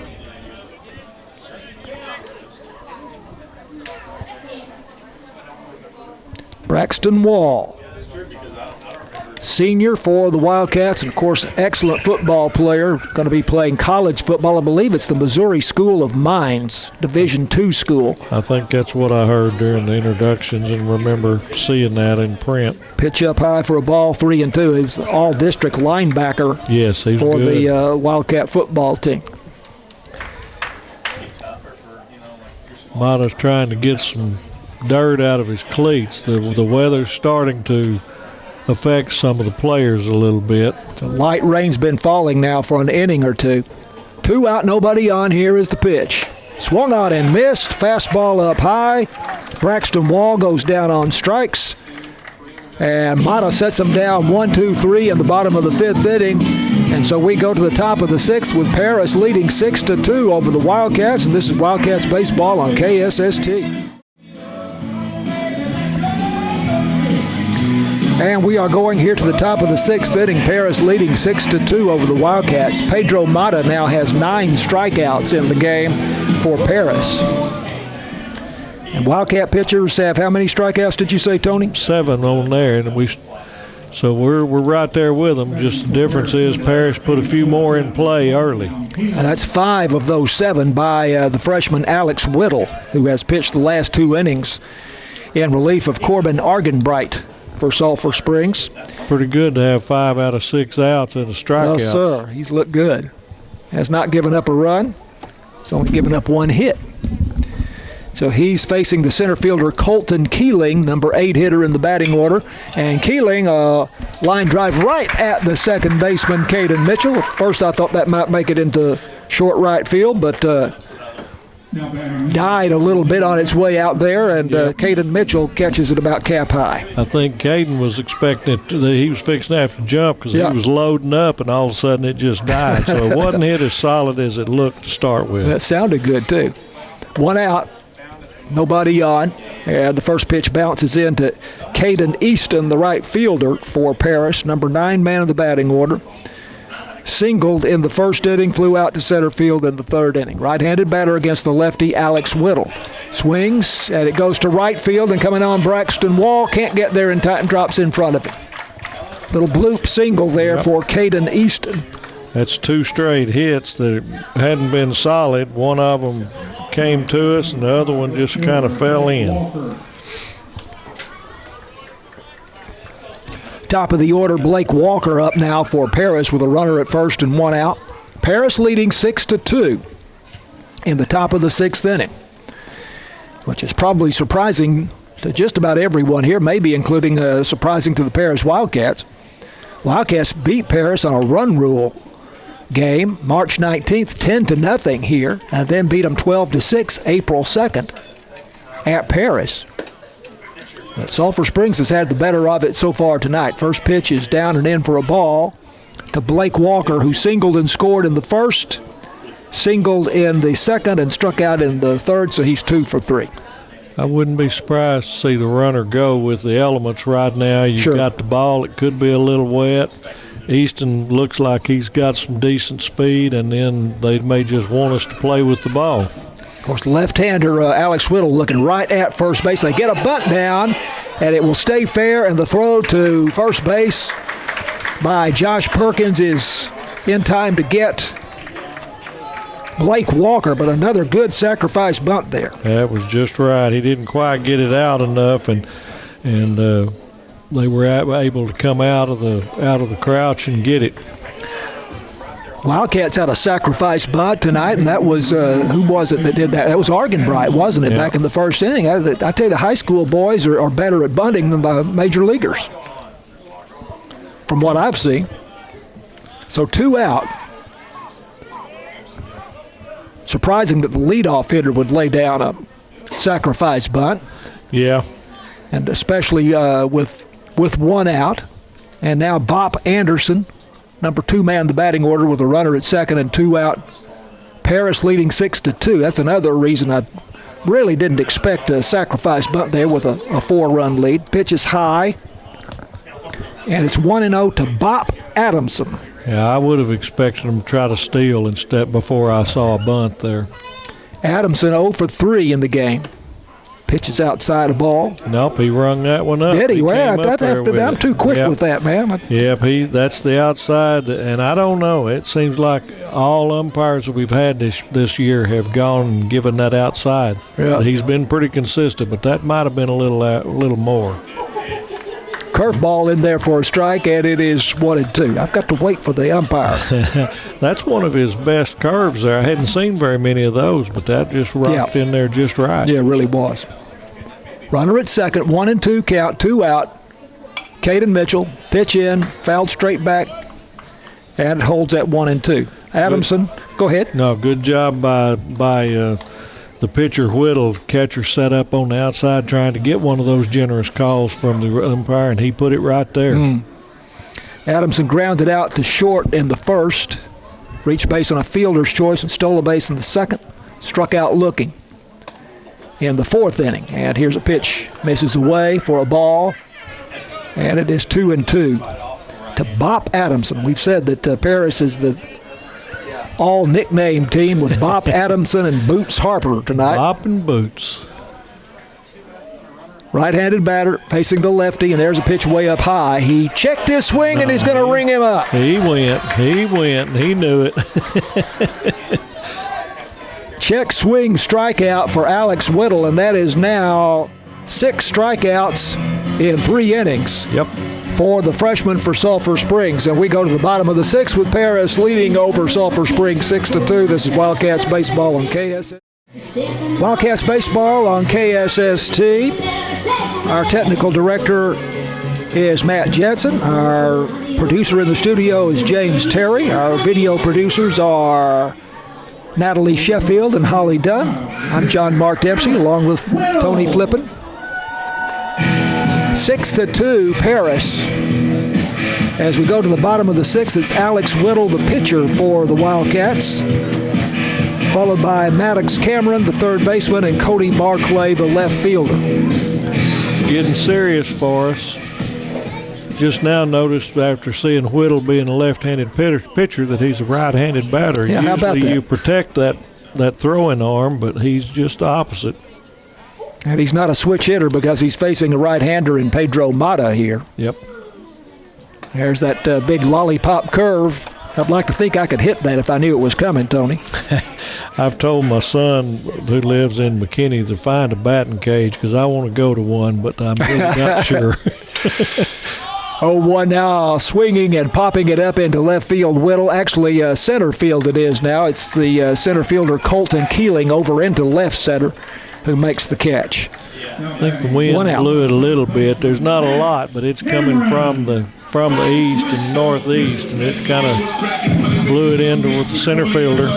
Didn't get a chance to brag on Whittle, the freshman who has a .343 batting average. But he went out on the second pitch, and he's 0 for 3 now tonight. Maddox Cameron, who singled sharply down the third baseline. Are we making a change? We're making a change. Coach gave him one batter. Mata's shaking hands all around, and it looks like number 20. Mata will go out with 97 pitches tonight. And is he leaving the game or changing positions? He's getting handshakes, as all well-deserved. He's leaving the game, I believe. Leaving the game, and number 20 is coming in, and I don't have a number 20. Well, that's for the... Stephen Langley. Stephen Langley, okay. New pitcher for the Paris Wildcats. And I don't know if he was in the bullpen down the left field line, was he? I don't know, but you can't see right. it. I didn't think about it with the netting. You can't really see it unless you hear it. The reason I ask is that how many warm-up pitches now will he get? But there was no injury, right. So this is just going to be normal. Looks like I would think so. Umpire's getting behind there to check out his delivery. So 1 out and nobody on. Bottom of the sixth, as Tony said, it's getting late here for the Wildcats. In this game, they need to win to maintain their lead over Pittsburgh for fourth place in the district. And, of course, the fourth-place team makes the playoffs. Yep. How many pitches did you say Mata ended 97. with? 97, okay. So that's a lot for a young man. Mm-hmm. So the coach is trying to protect him a little, but he rode him as far as he could, and he got an excellent result from him. This is a right-handed pitcher, and of course we have no information on these Paris kids for the most part. But Stephen Langley, and he's a good-sized youngster. He's a big kid, yeah, he's a big kid. To me, he looks like he's laboring a little bit and not overpowering. So, but we've only got 4 outs left, so we've got to put the ball in play and get some action going. So let's see if we can do it. Maddox Cameron, the third baseman, coming up for Sulphur Springs. Grounded back to the pitcher in the second inning and then singled down the third baseline. What Tony and I both thought might be a double, but the left fielder, Blake Walker, got over quickly and held him to a single. Yep. And he went to second on a wild pitch and came in on an error. Right-handed batter, Maddox Cameron.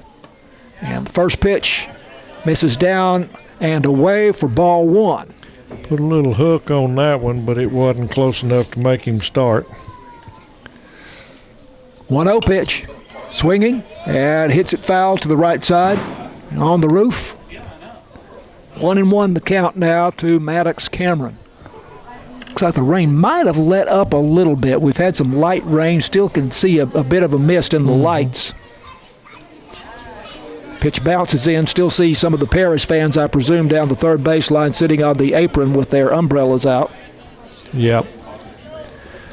All of the stands here at Wildcat Park are covered by a roof, which is very nice, whether it be rain or hot weather. So the fans in the stands are not concerned about the rain at all, but some of the Paris fans sitting in chairs down the third baseline have the umbrellas out. 2-1 pitch.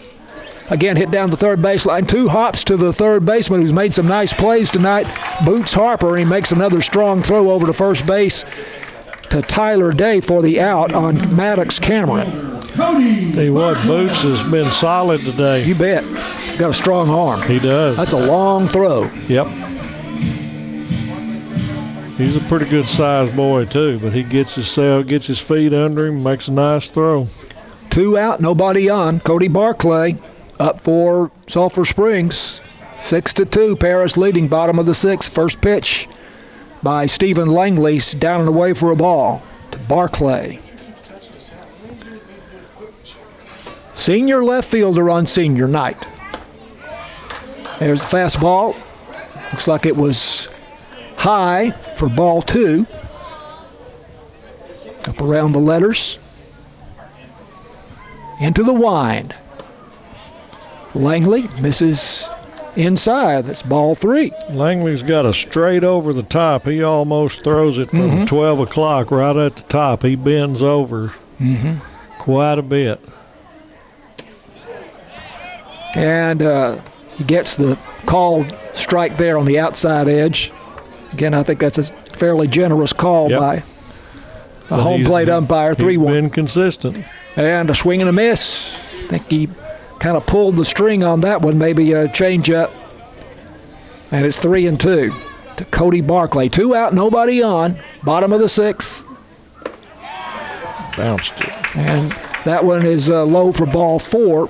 So Cody Barclay draws the walk. Runner at first base and 2 out, and Ty Holt coming up, who has 2 walks tonight. As I say, they could just move to first and second, let him have a walk. He's a master. He now has 19 walks on the season, which I have as the leader on the Wildcat Ball Club. Holt with a .389 on-base average. First baseman, he walked and scored in the second. Scored on a wild pitch, and then walked in the fourth and got to third base. But the Wildcats could not get him in. Yeah, stranded him at third. I'll tell you, one of the big turning points of this game, Tony, was when the Wildcats loaded the bases in the first inning and got no runs. That's exactly right. We had a good chance to answer Paris's first, and we just couldn't quite come through with it. First pitch is high for a ball 1 to Ty Holt. Paris scored 4 runs in the top of the first, and they've led the whole way. Right-handed batter against the right-handed pitcher. Ty Holt takes a fastball up high for ball 2. Yeah, the 4 runs are the difference in the ball game, but more than anything, I think they set the tone, and Sulphur Springs was not expecting that. There's a breaking ball in for a strike, and it is 2-1. Outfield somewhat playing Ty Holt to go the opposite way. Center fielder Colton Keeling over a step or 2 into right center, and there's quite a gap in left center field. 2-1 pitch, swung on and missed. 2-2 to Ty Holt, junior first baseman for the Wildcats. Drying those gloves off again, so the mist is still present. It may have quit just a little, but it's still there. 2-2 pitch, Holt fouls it back. On the roof, maybe you heard it. Right on top of us here. Count holds at 2-2. 6-2, Paris leads. Wildcats down to 4 outs here. And the Rangers lose it, a final to the Braves, 8-3. There goes the runner at first. Pitch is in the dirt. And Cody Barclay will have a steal there. No chance for J.C. Garcia to make the throw as it bounced in. He did a good job just to block it. And the count goes full at 3-2 to Ty Holt. He's got a chance to walk yet again here. And there's a pitch down low, and he has walked for the 3rd time tonight. He's excited about it. See, they could have just moved him when it came up. I tried to tell them. Runners at first and second and 2 out. Here's Caden Mitchell, the top of the order for Sulphur Springs. And Caden Mitchell, one of the top Wildcat hitters with a .366 batting average. So a chance here to get back in this ball game, and it looks like head coach Bill Sykes is out for a conference on the mound with his pitcher Steve Langley. Yeah, Langley's laboring. He's not throwing the ball. I mean, Mata wasn't the smoothest so far. Whittle is absolutely the smoothest pitcher going, but Langley is struggling with his delivery. I think that over the top, really, he's very mechanical, and so far his mechanics are just enough off. So this is a big time opportunity with Mitchell. He needs to see if he can barrel up and put something in the gap and get some. We need something to just stir it up a little bit. We've been down all since the first inning. Bill Sykes back to the dugout. By the way, he is in his 18th season at least at Paris, to go with Jared Hammock, who's in his 19th season here at Sulphur Springs. There's the big curveball. Almost all the way back to the screen there, as the catcher J.C. Garcia had to jump up out of his crouch and fling his mitt up there to bring it down. 1-0 to Caden Mitchell. Runners at first and second. And there's ball 2 to Mitchell. He's struggling right now. He's having to go to the stretch, and he's struggling a little bit, so we'll see whether or not this change that Coach Sykes did pays off or not. Mitchell 2 for 3 in the game, swing and a miss at a fastball outside. I think he swung at ball 3 there. I think he might have. He's trying to help. So, and he's gone to right field, so he may like that outside pitch to aid that. 2-1 pitch up high for a ball, 3-1 to Caden Mitchell, 366 hitter, a 447 on base average, 9 RBIs. For the junior, playing second base tonight. Right-handed batter, steps out of the box. Yeah, Langley got set too quick, and Mitchell did a good job. He wasn't going to be ready. I really thought the umpire might have stepped out too, but he didn't. Langley's not wasting any time. Holt at first, Barclay at second. Pitch, hit back up the middle, and it is fielded on 2 hops by Bop Adamson, the second baseman, moving to his right, and he goes to second for the force on Ty Holt. So that's the inning for Sulphur Springs, and they leave 2 men on, and we go to the top of the 7th inning at 6-2 Paris. This is WildCats Baseball on KSST.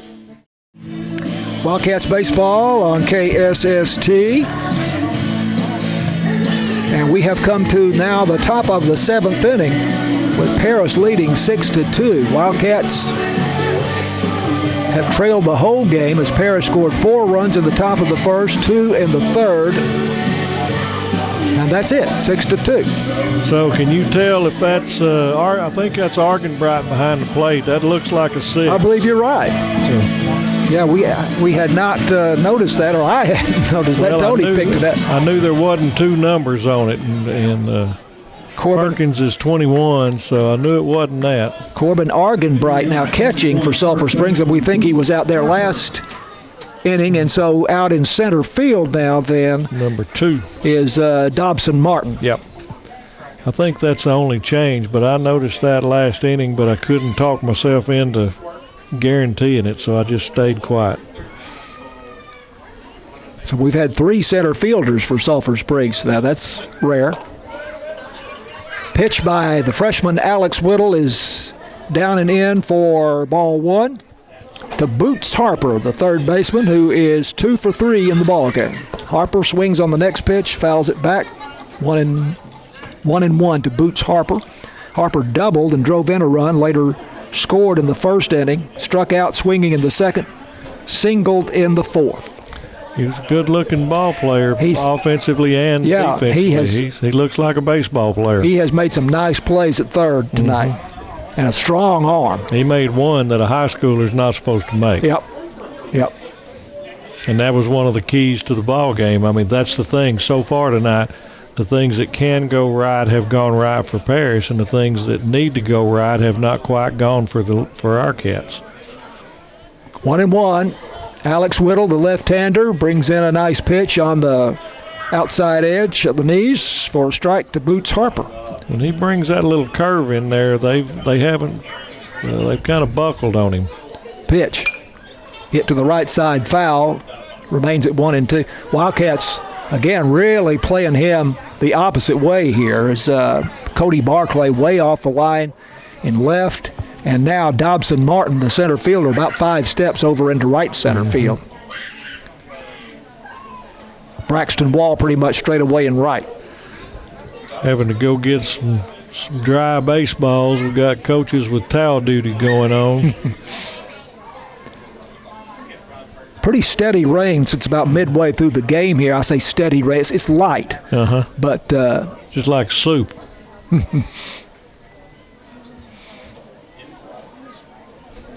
Right-handed batter against the lefty, Alex Whittle. Whittle pitching from the stretch with nobody on. 1-2 pitch. There's a call, strike 3. Perfect curve again. When he throws it in there, they're not seeing it good. Not used to seeing it from that side. I've got him with 7 strikeouts now. That's what I've got. In 2 1/3 innings. Boots Harper goes down on strikes. Jack Brazil, cleanup hitter, and the shortstop coming up. He is 1 for 3 in the game. And misses with the first pitch low, and it is 1-0 to Brazil. We had him, according to Max Prep stats, with a .667 batting average, but that was only with 12 at-bats, and I just suspect that that's somehow incomplete. Here's a swing and a miss, and it is 1-1. Brazil reached base on an error and scored in the first after stealing a base, tripled, and scored. In the third inning, as a pitch gets back to the screen, and it's 2-1 to Brazil. Brazil, on that triple, hit the ball over the head of Cody Barclay, and we both thought it might be out there for a moment. That's the best hit ball of the night. It had a trajectory. I was shocked to see that it stayed in. And then he struck out swinging in the fourth. Right-handed batter, 2-1 pitch. There's a curve. He's fighting his control now for the last few pitches for some reason. It again might have to do with the dampness out there. Yeah, I think it's more release point than anything, but he didn't quite finish and get through on that. You've got to pitch all the way through. 3-1 count. Down the dirt, ball 4.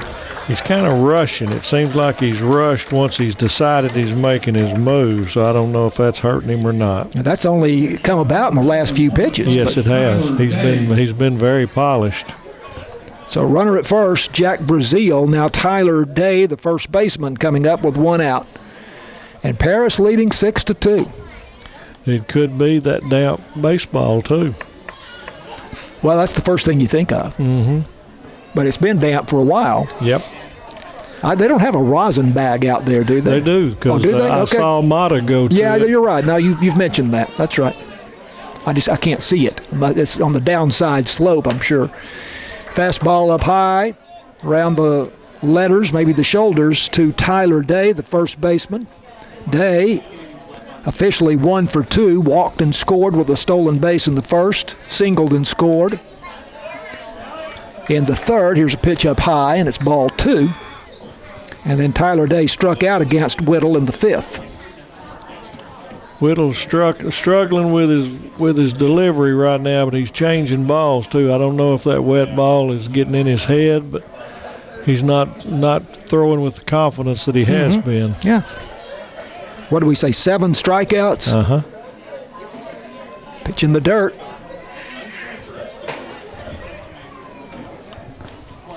Ball 3, right? Yep, 3-0. He's just kind of struggling right now. Got to settle in. Throw a strike here. He's thrown 53 pitches now. Showing bunt on the 3-0 pitch, and that one's bounced in. That's low for ball 4. So he's walked 2 batters in a row. That's kind of came out of nowhere. Yeah, I think the elements are in his head right now. Number 20, the pitcher, Stephen Langley. So now Stephen Langley, who came in as the pitcher for Pedro Mata, is the hitter. And a conference on the mound. It's just the players, though. It's not the coaches. Right. I think they're just trying to get him to take a breath, relax a little bit, tell a joke or two. Right. Asking what wedding gift they should buy for. Yeah. We keep coming back to Bull Durham, one of the classics of all time. Oh, it's a great movie. I tell you, old Costner has made several good baseball movies. Yes, he has.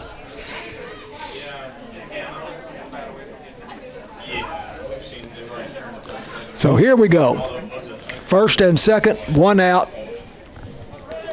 And Stephen Langley, the pitcher, is the hitter. Again, a right-handed batter. And there's a good-looking strike in there at the knees. That's what we need. He needs to just not worry about that batter and play catch right now. Mata was 0 for 3 and struck out 3 times. Langley takes the next pitch for a strike at the knees. 0-2. It's a big batter here. He struggled a little, so let's get him out of here and keep those runners put. Langley stands off the plate, about midway in the box. There goes the runner from third, and the throw down is not in time. Jack Brazil going to third and steals the base. And first baseman's over there with his hands up to the sky like, was I supposed to go? Because he stayed. Right. So I'm thinking he's in trouble. Yeah. Not for missing the sign. Right. I wondered about that myself. There's a swing and a miss. And Langley goes down on strikes. 8 strikeouts now for the freshman Alex Whittle for Sulphur Springs. That's what we needed. We can't afford to give up anymore. We've got a big enough hill to climb right now. First and third with 2 out, and now it should be J.C. Garcia. Yep. Catcher, right-handed batter. And the pitch, a called strike on the outside edge for strike 1. J.C. Garcia. He is 2 for 3. Drove in 2 runs with a single in the first, a big hit in this ball game. And then a double and a run batted in the third. And there's another called strike in there to J.C. Garcia. Flew out to right field in the 5th. 0-2 now, the count on Garcia. But that was another Whittle curveball in there. Yeah. Now we're going to try to get that pleasant outside strike, and he got it. There went the runner from first base, but it's a called strike to set down J.C. Garcia. So 9 strikeouts is it for Alex Whittle? 1, 2, 3, 4, 5, 6, 7, 8, 9. He strikes out the side in the 7th inning after having some difficulty. But we go to the bottom of the 7th. It's Paris 6, Sulphur Springs 2. This is Wildcats baseball on KSST. Going to the bottom of the 7th, Wildcats have got to do it here or forever hold their peace. And they face Stephen Langley out for his second full inning? Or he came in the middle of the inning, as I recall. Yeah. I think I didn't put it down, but I think it was. It was after one hitter. So he would have number 13, shortstop, pitched 2/3 of an inning coming into this inning, as Mata pitched into the 6th inning and got 1 out. Yes, I believe that's right. Okay. That's the way I have it. And so Langley, who struggled a little bit there in the 6th inning, he walked a couple of batters, but got a ground ball to second base to force Ty Holt to end the inning, and Caden Mitchell ended up at first with a fielder's choice. So now it's Alex Macias, the shortstop, number 2 hitter in the batting order. And the first pitch from Langley is in there for a strike at the knees, and it is 0-1 to Macias. Walked in the first, grounded out to third in the second, struck out in the 4th. Second pitch in the dirt for a ball, and it is 1-2. Macias, a 200 batting average with 13 base hits, but a 361 on-base average and 15 walks for the Wildcats. Well, the thing we've got to do here is we've got to have base runners. We've got to have multiples, so it's important not to help the pitcher out. Pitch in the dirt. 2-1 to Alex Macias. We need to see the first 2 on base, get them to thinking a little bit. Then we got quite a chore to do, but we'll see if we're up to it. Right-handed batter against the right-handed pitcher, swings and misses. And it is 2-2. Corbin Argenbright, now the catcher, is on deck for Sulphur Springs, one of the top Wildcat hitters. Whoa, that's the pitch way up and in. A ball. And it goes to 3-2 to Alex Macias, and the Wildcats one pitch away from having the leadoff hitter on base here in the bottom of the 7th inning. I guess this umpire doesn't trust his arm. He did throw that one a little bit. He's been walking them out to the pitcher.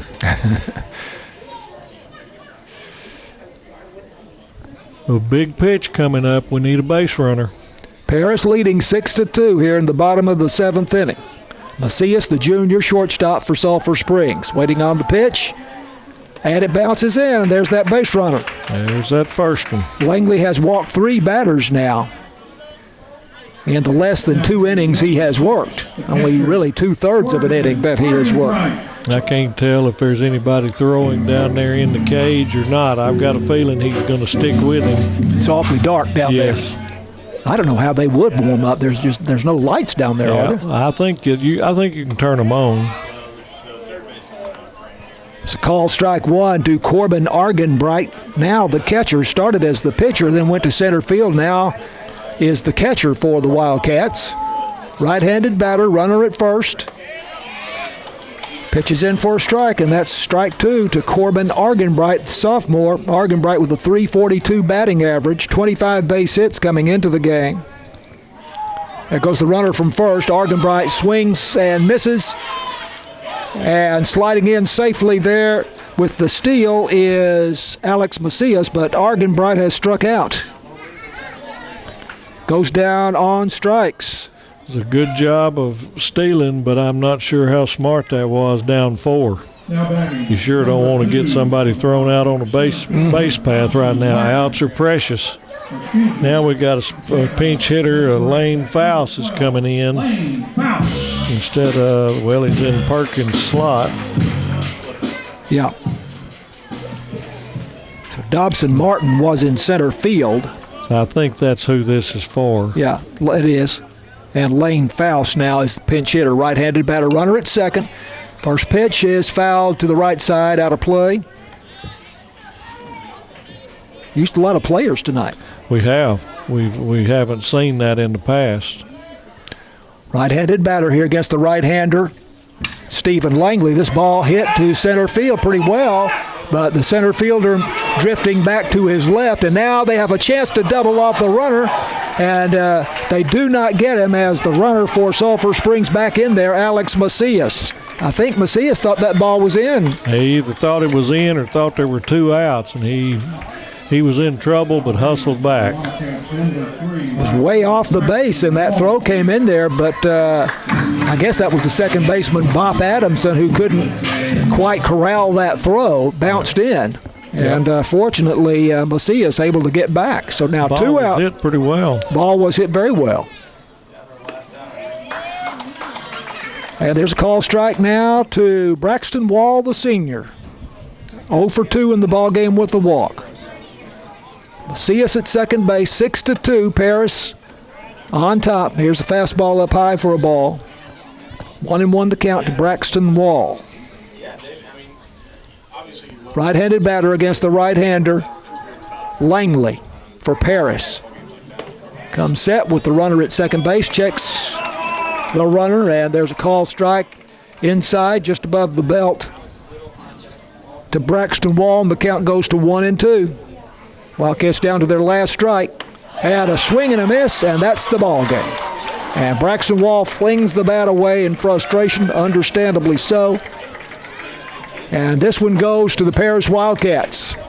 6-2 is the final. Paris winning for the first time against Sulphur Springs this year after 2 losses. So we'll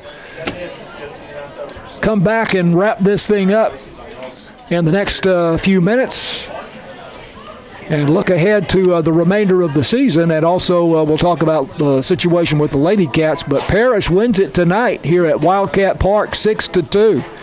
And this is Wildcats baseball on KSST. Wildcat baseball brought to you by BT Medical, Northeast Texas Farmers Co-op, Alliance Bank, J. Hodge Chevrolet, City National Bank, Farm Country, Hooten's Hardware, Wesley House, and the University Interscholastic League. Paris wins it tonight over the Sulphur Springs Wildcats 6-2. as Paris scored 4 runs in the top of the first inning and never looked back.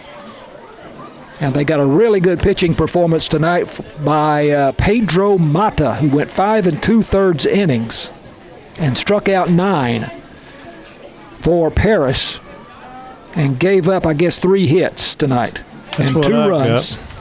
Yep. And I think one of those runs would be unearned. Yes. So really nice performance. Again, we don't have the stats on these guys, so we don't know what Mata has done for the remainder of the season or the season leading up to this tonight, but he sure looked good tonight. He did. That adage of we just were a little bit off on those hits, and it just seemed like Parrish put the good wood on the ball, and we were just off and couldn't ever get it going. And I think that the high point for Sulphur Springs tonight was the pitching of the freshman Alex Whittle. Yes. Who came in and pitched the last 4 innings, and what did he strike out 9? I believe so. Both teams ended up with 11 strikeouts, and I think Whittle had 9 of them for us. Yeah, I've got him with 9 strikeouts in 4 innings tonight. Yep, wow. He came in after they scored their 6th run, and he shut them out the rest of the way with all those strikeouts. Did a good job. Did not give up a run, had a couple of hits that he gave up, and for some reason there in the 7th inning seemed to get off balance a little bit and walked a couple of guys, but then came back and struck out the last 2. So I think the weather got in his head.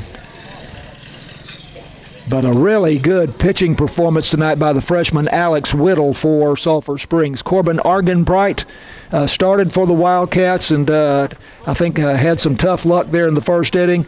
There was at least one error that was key that did not help, and settled down and pitched reasonably well.